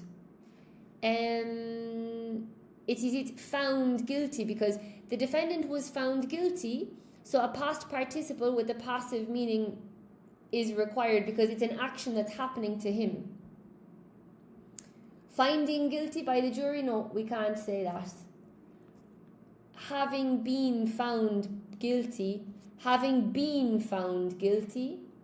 the defendant immediately appealed. Well, you see, if we say having been found guilty, it's not correct with immediately, because if we say having been found guilty, it should be a distance then between the two actions. to invite Professor Harry Potter. Okay, so this would be the first one. Sorry, this would be the second one. If we go up here, it would be the second one. Look, we use the past participle when the subject receives action or is in a particular state. So he's receiving the action from the jury. Okay? Yeah, and notice that these clauses usually have a passive meaning. So it would be number 2. Okay? I don't want to. Okay, number 7.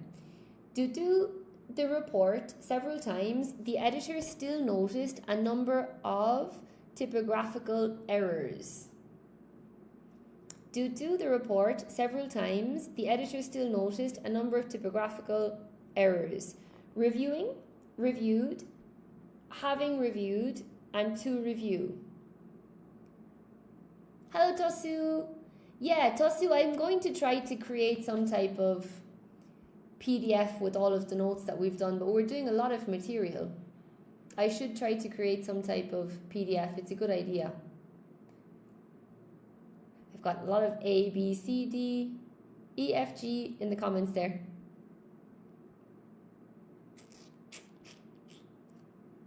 My goodness.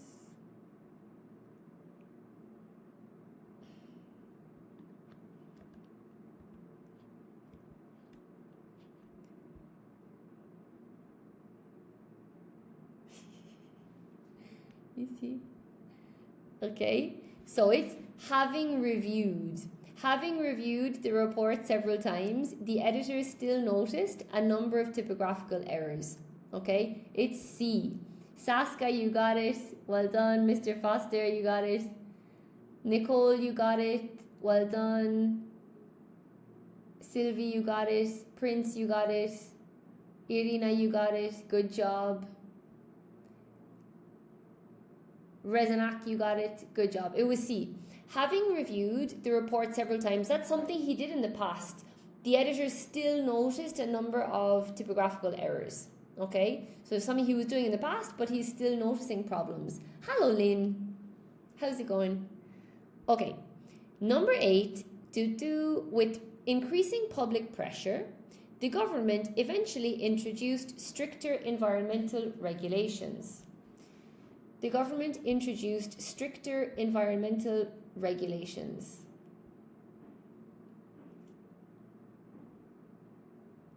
Of course, Irina, of course, what? Do you recommend the TKT course book?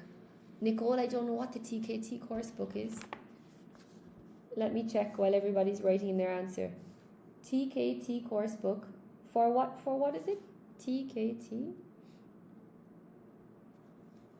Course book. Ah! I've never used this, Nicole. I've never seen it. I have a really similar one. A really, really similar one. But I've never used this one. 2nd edition here. Teaching knowledge, content and language integrated learning. Aye, this is for young learners, is it? This is for kids, Nicole, right? So like I have the adult version of this book. I know it looks really, really familiar, but I have the adult one.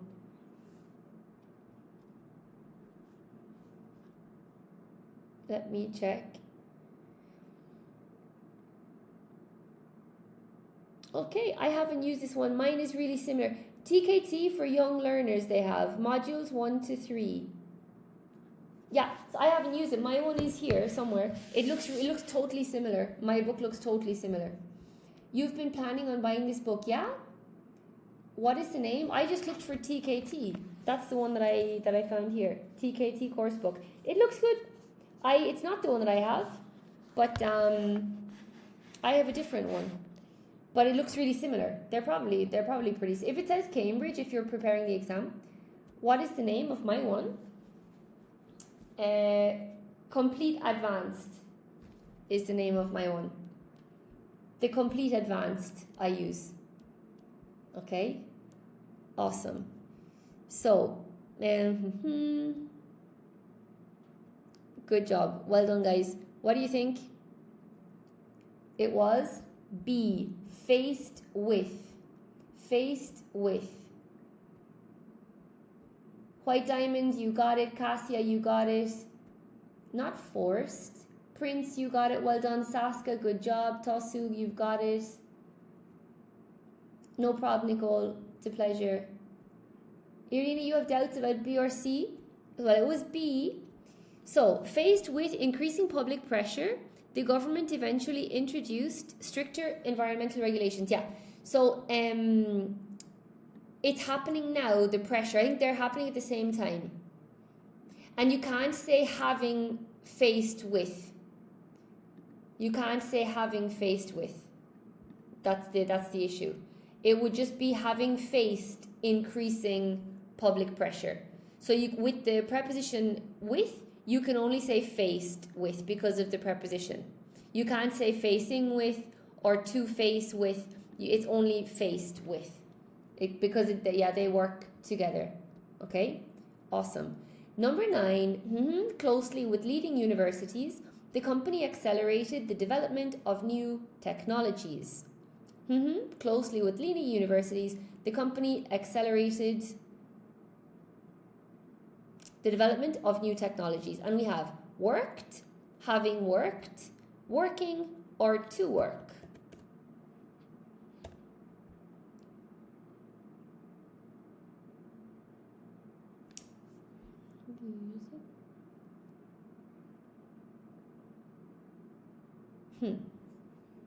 What do you guys think?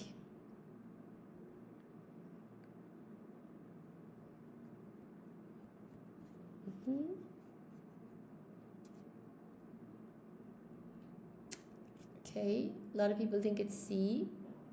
Tosu thinks it's B. Let's check. So it is working, guys. You're all almost correct. Good job. Well done. Brilliant. Mr. Foster, you got it. Cassia, Guerrera, Rezanak, you got it. Elizabeth, Mobo, you got it. Malex, you got it. Good job. Olena, Saska, White Diamond. Brilliant, guys. Sona, you got it. Well done. Working closely with leading universities, the company accelerated the development of new technologies. Brilliant. So, explanation. The present participle explains how the company accelerated its technological development. Okay. Question 10. Several international awards. The architect quickly established an outstanding reputation. Several international awards. The architect quickly established an outstanding reputation. So A, winning, B, won, C, having won, and D, to win. What do you guys think? Several international awards. The architect quickly established an outstanding reputation.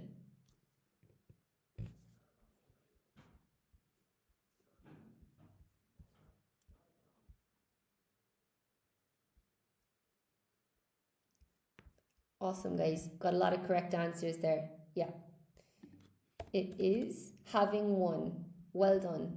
Having won is the correct answer. Super. Yeah.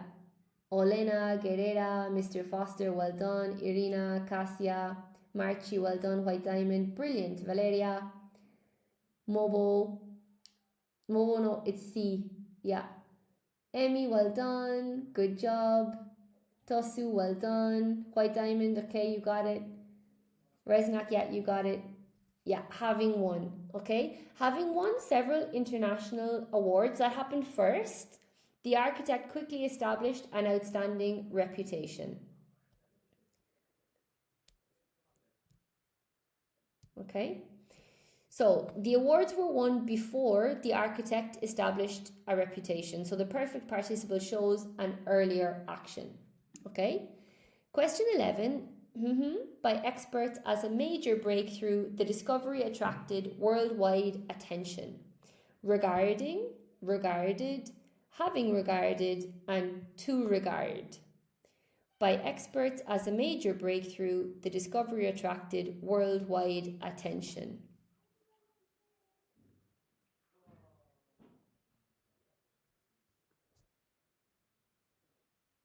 This is maybe a hard one.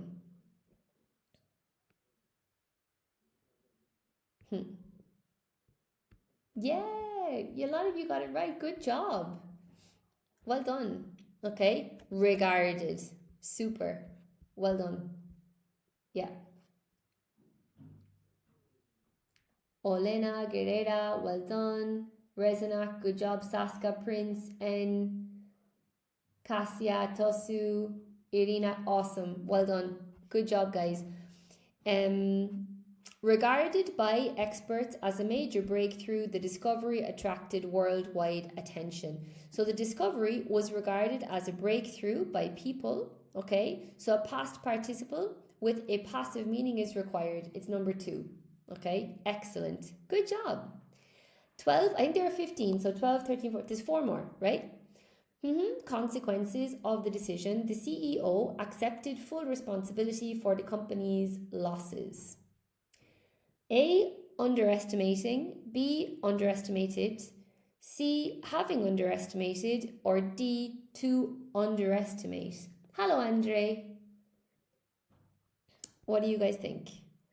The consequences of the decision. The CEO accepted full responsibility for the company's losses.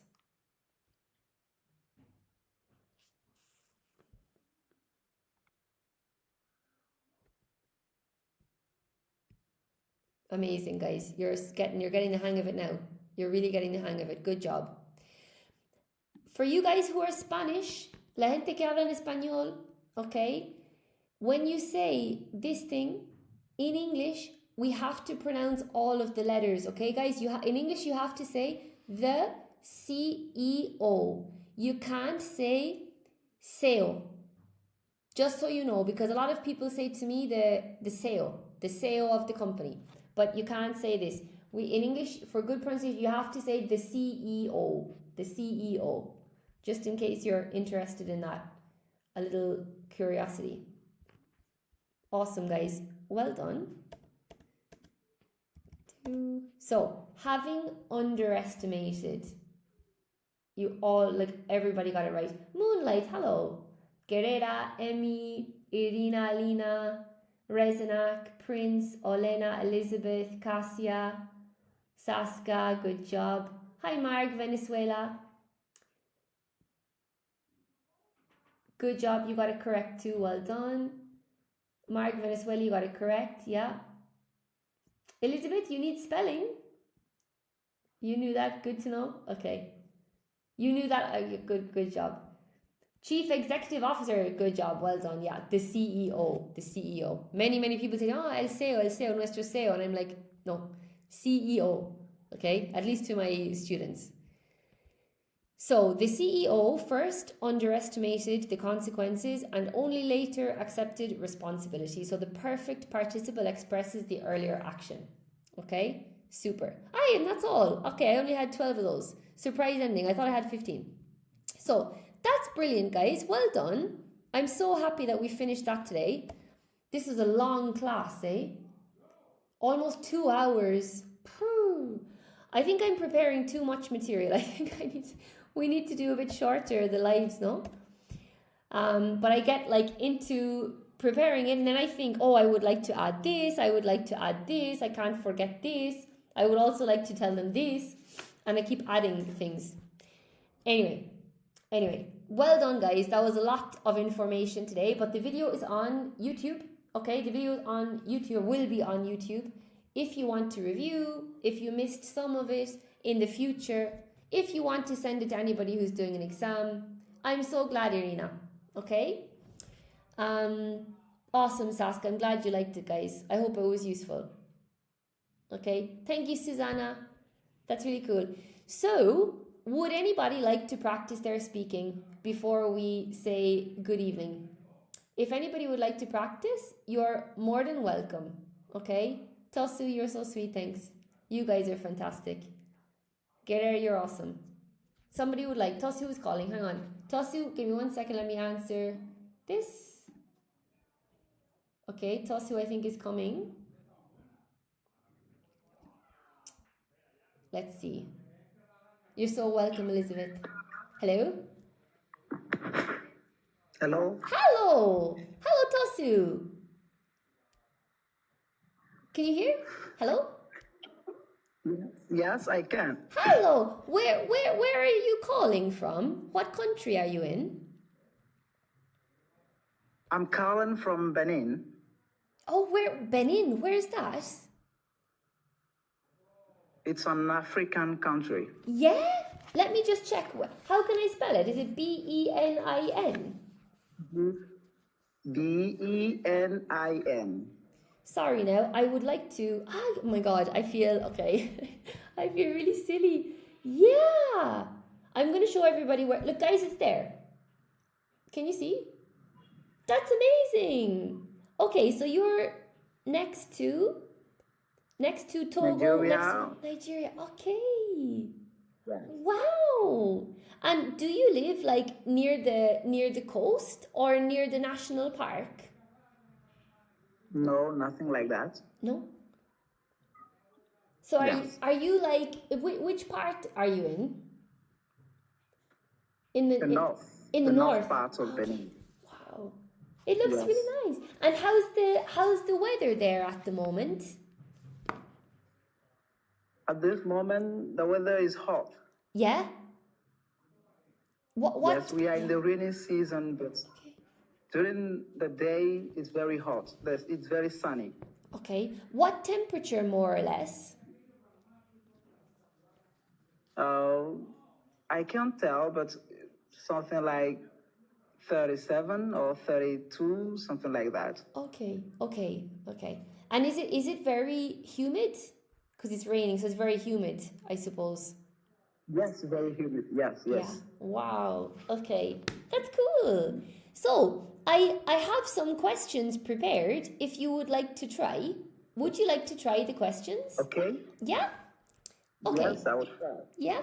So this is the first question, right? It says, some people believe employers place too much emphasis on academic qualifications, while others believe practical experience is more valuable.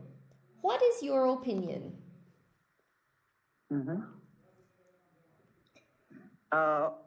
My opinion is that both of these are needed. First of all, qualification is the beginning for someone who wants to work. If he doesn't have academic qualification, maybe during the work he will have difficulties. But experience is also needed. But if I have to choose, I will choose academic qualification first because experience can be built over time. But if someone has only experience and not other academic qualifications, I don't think he will build that one over time. Yeah. That's a fantastic answer, Tosu. Well done. Really, No, really good. Thank you. Good job. Am I pronouncing your name correctly? My name is Tosu. Tosu. More or less. Tosu. Yes, Tosu. Tosu. Tosu. Okay, more or less. Yes. Tosu. Okay, Yes. cool. Awesome. Okay, so the next question is, do you think everyone has regrets? Or is it better to live by the motto, no regrets?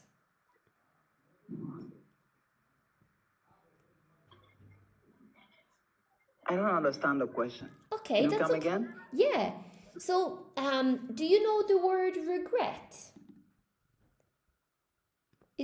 Yes, I know it. Yeah? Okay.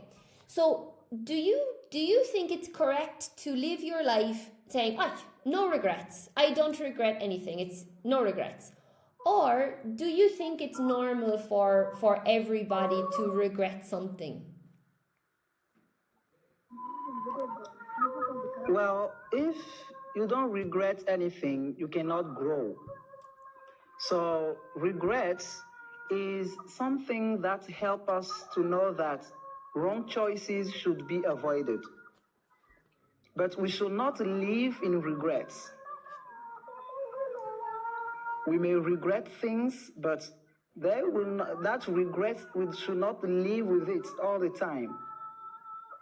We regret and we try our best to pass through that time and go forward. Regrets are parts of life. We will regret something when we make mistakes, we make wrong choices. So that is my opinion. I think that's one of the best answers I ever heard. You are very Thank you. you are very wise. Your English is very good, and you are also a very wise person, I think. Thank you Yeah, for the super. compliment. Yeah. Okay. The next question is, it's about artificial intelligence. Okay. So, nowadays artificial intelligence is becoming very, very popular. Very popular. Everybody is using it. Do you think this is a positive development or a negative development?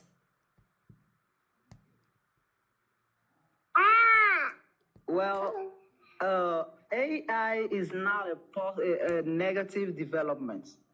Okay.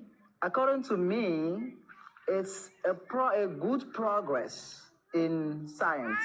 Okay. So the problem is how people use AI. That is the real problem. Artificial intelligence is something amazing. It helps people to remember. It's a very good thing, but we should be careful about how we use it. Yes, that is the matter. We should be careful about how we use it. Because any kind of science or invention all depends on how we use it. If you use it for good, we have good results. But if you use it for bad, we have a bad result. Yeah. This is what I think. That's awesome. And I'm interested, a follow-up question. Could you give an example of like something you think could be negative if we don't use it correctly? What do you think potentially could be negative?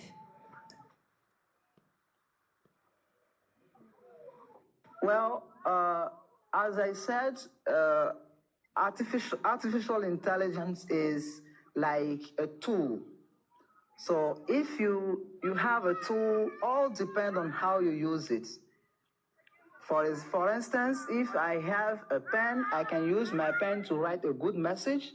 I can also use it to write a bad message. So when we take AI, we can use AI to create, for instance, we create videos using AI. When we create those videos, they can convey a message that can build up people, but we can also create messages through those videos to insult or to harm people. That is what I mean. Brilliant. Good job. Yeah. Okay. Number 4, the fourth question is, many people say that maintaining a healthy work-life balance has become increasingly difficult. Why do you think this is?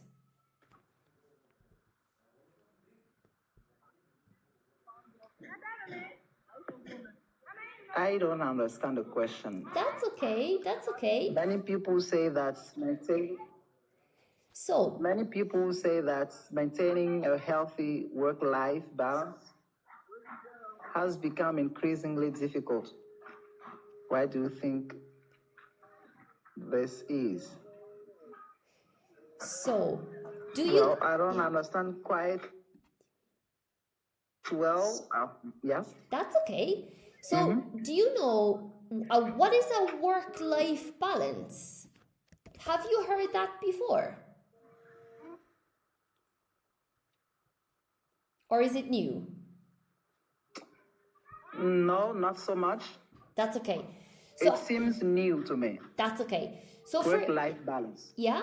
Okay. So, balance is imagine in Norway, people work I think it's from like 8 a.m. until 2 p.m.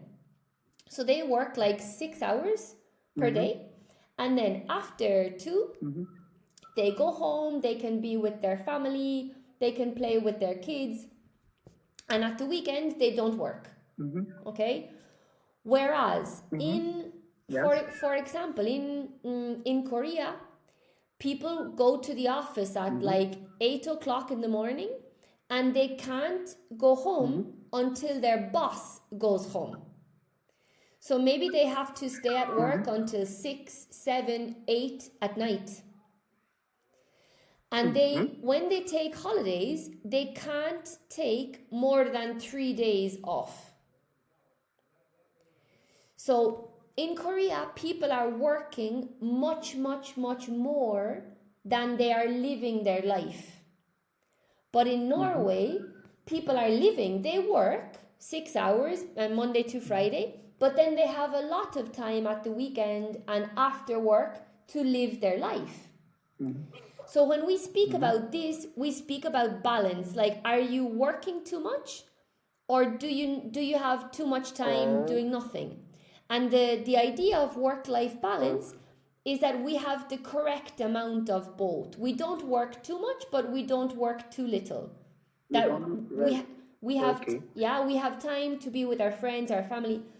But nowadays, for example, with the internet, when we go home, our boss can continue to speak with us. In the past, when you go home to your house, you have peace because there's no email, no WhatsApp. But nowadays, your boss can write to you on Saturday, on Sunday, after work, in the middle of the night, anytime. So this means that we are like kind of almost always working. Available. Yeah.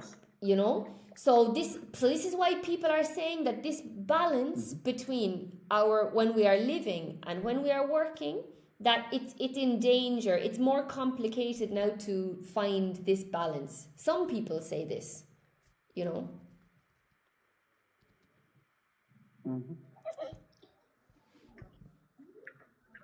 Okay, I think it's because of what you have just explained.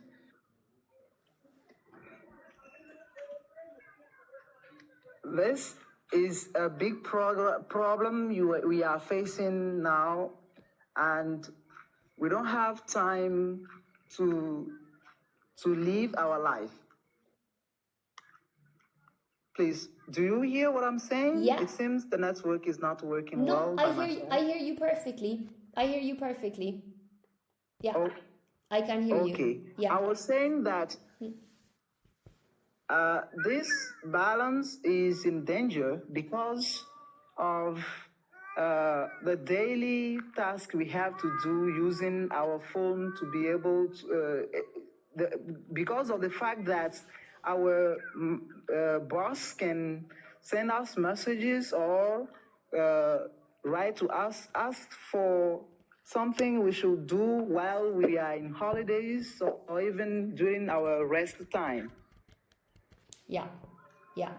I think so too. I don't know what the guys in the chat think, but I think it's pretty complicated, the work-life balance, you know? Good job. Okay. And the last question. It's easier now to get in contact with them. Yeah, everybody, right? Your colleagues, your boss, customers, everybody can contact you in your house, you know? Okay. So at any time. Yeah, at any time. You know, so it's tricky. It's difficult. Okay, so the last question is, it's about personal qualities, right? Personal qualities. So this is like emotional intelligence, problem solving, stuff like that. So which personal qualities do you think will be the most important over the next 20 years?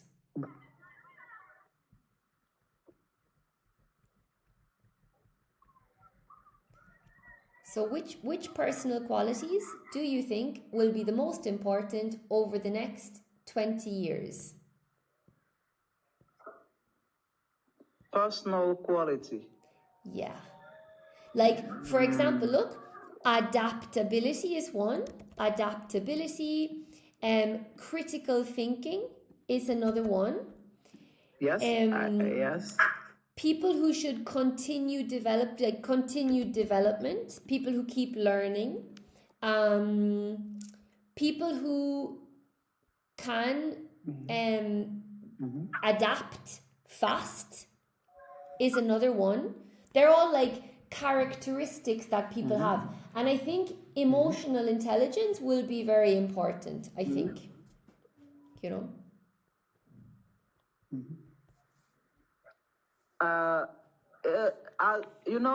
We are living in a time of the AI.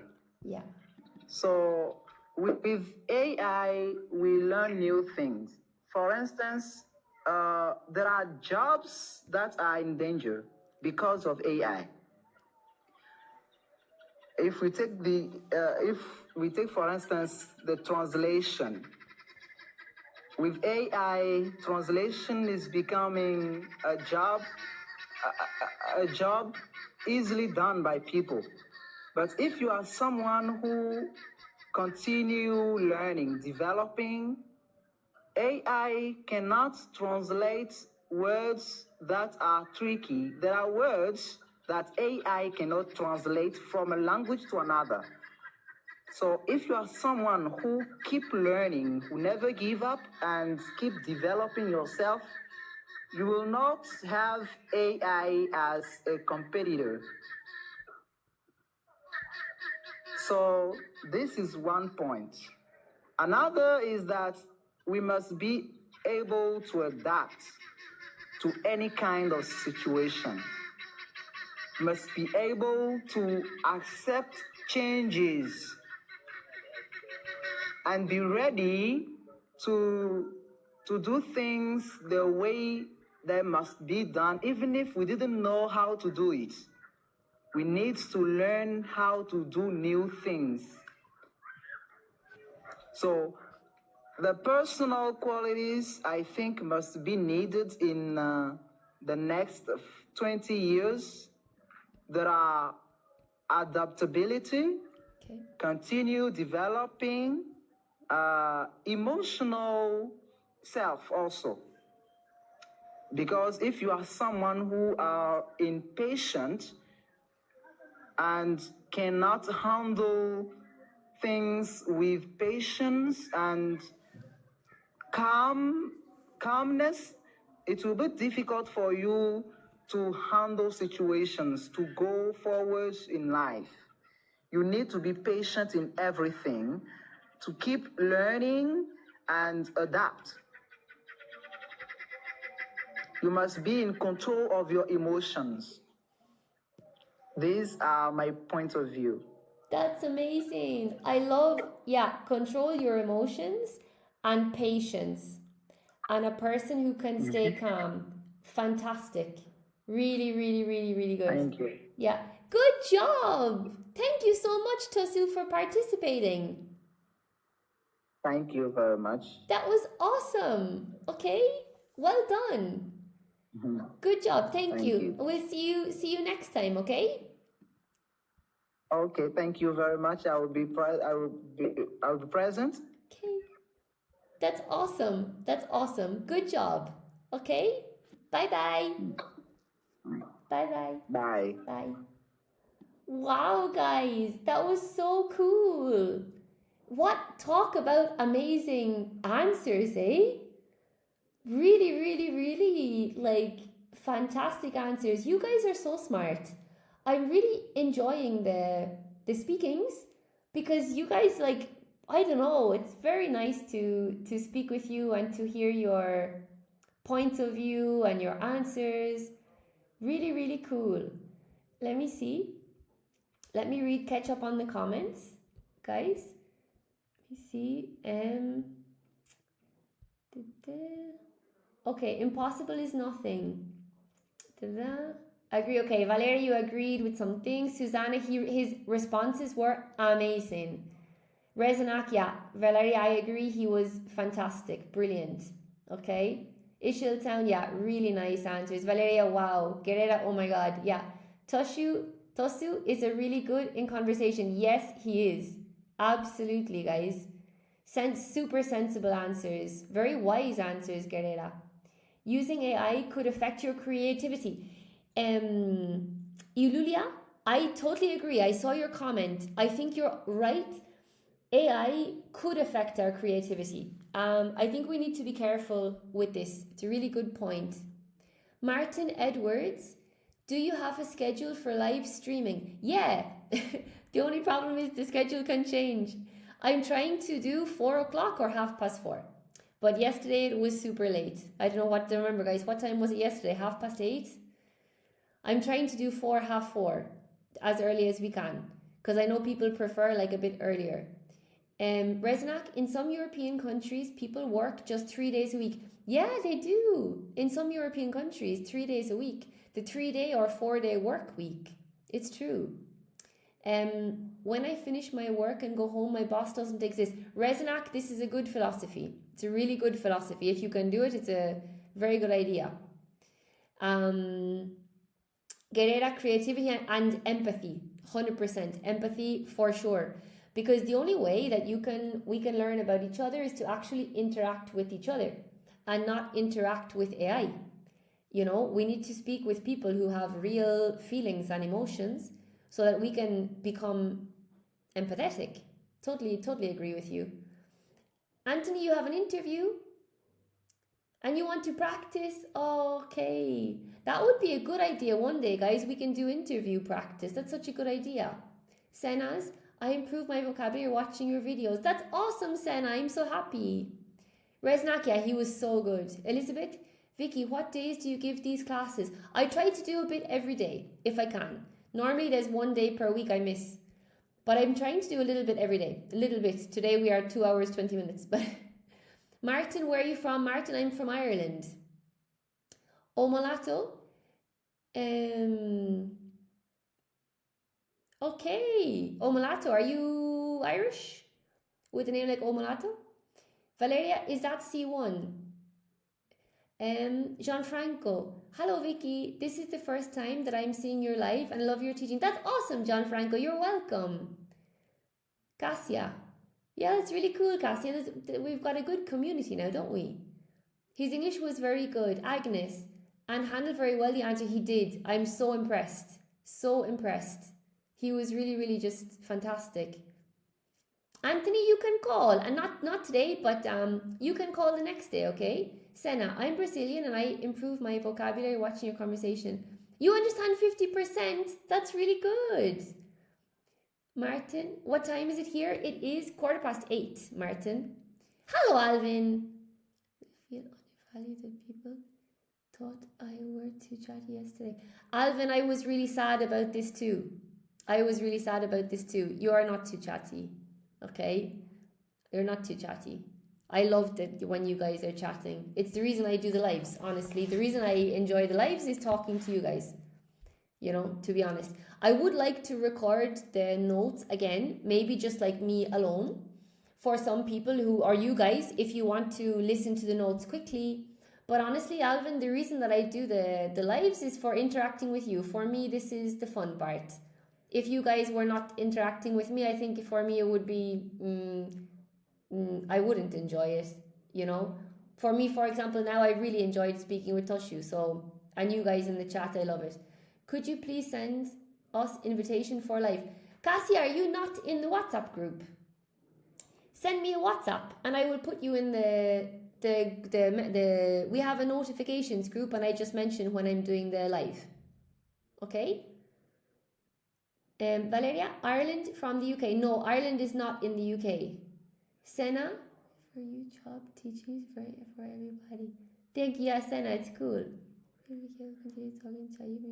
Alvin, that's why I do it anyway, Alvin. For me, it's like it's to meet with you guys that but for me, it's like having a class, you know, and people all over the world. This is the reason I'm doing the lives because I like it. Resonact, yes, you can send me a WhatsApp. Which days do you do lives? Hi Rachel, I'm trying to do them every day. Can you reply? I can reply, but I can't read your name because your name is in Arabic, so I can't read your name. Martin, I'm a teacher. Yes, I am, Martin. I'm a teacher. Yeah, I'm a teacher. Juan Carlos, you are Irish, but you don't speak like Conor McGregor. Conor's from Dublin. I'm from Cork. So we're from a different area, yeah. The pure, okay. Okay, guys. Guys, that was so much fun. Okay, and Alvin, yes, I understood Maria's point yesterday as well. So maybe for Maria and for anybody who would like to just see the videos fast, when I have time, I can record the notes, just me speaking, and I can also upload those. But for me, the lives are fun because I'm interacting with you guys. For me, it's fun. If I was only speaking alone, I think I wouldn't do this. Why? You know? Martin, are you teaching speaking IELTS? Yes, I can teach it. I have more students for other exams, but I also have IELTS students from time to time. Yeah. Rachel? Yeah, Rachel, it depends on the day. Depends on my work because I work full time, Rachel. So I have to organize the lives around my work, you know. Elizabeth, what is your phone number so I can send you a message on WhatsApp? Elizabeth, if you, in the bio in TikTok, you can see my website. And if you click to my website, it says contact me or work with me or something. And that's my WhatsApp is there. You can just send me a WhatsApp and say, hello Vicky, I'm Elizabeth. Can you add me to the notifications group? Okay. Awesome, guys. Guys, thanks so much for being here. Okay, no problem, Elizabeth. Thanks so much for being here. All right, it was great. And I'm going to put the video now on YouTube. If anybody wants to review the video now or next year or something, you'll be able to find the video under linking ideas with relative pronouns and participle clauses. Okay. Hello, Javi. Yes, I'm a teacher, Javi.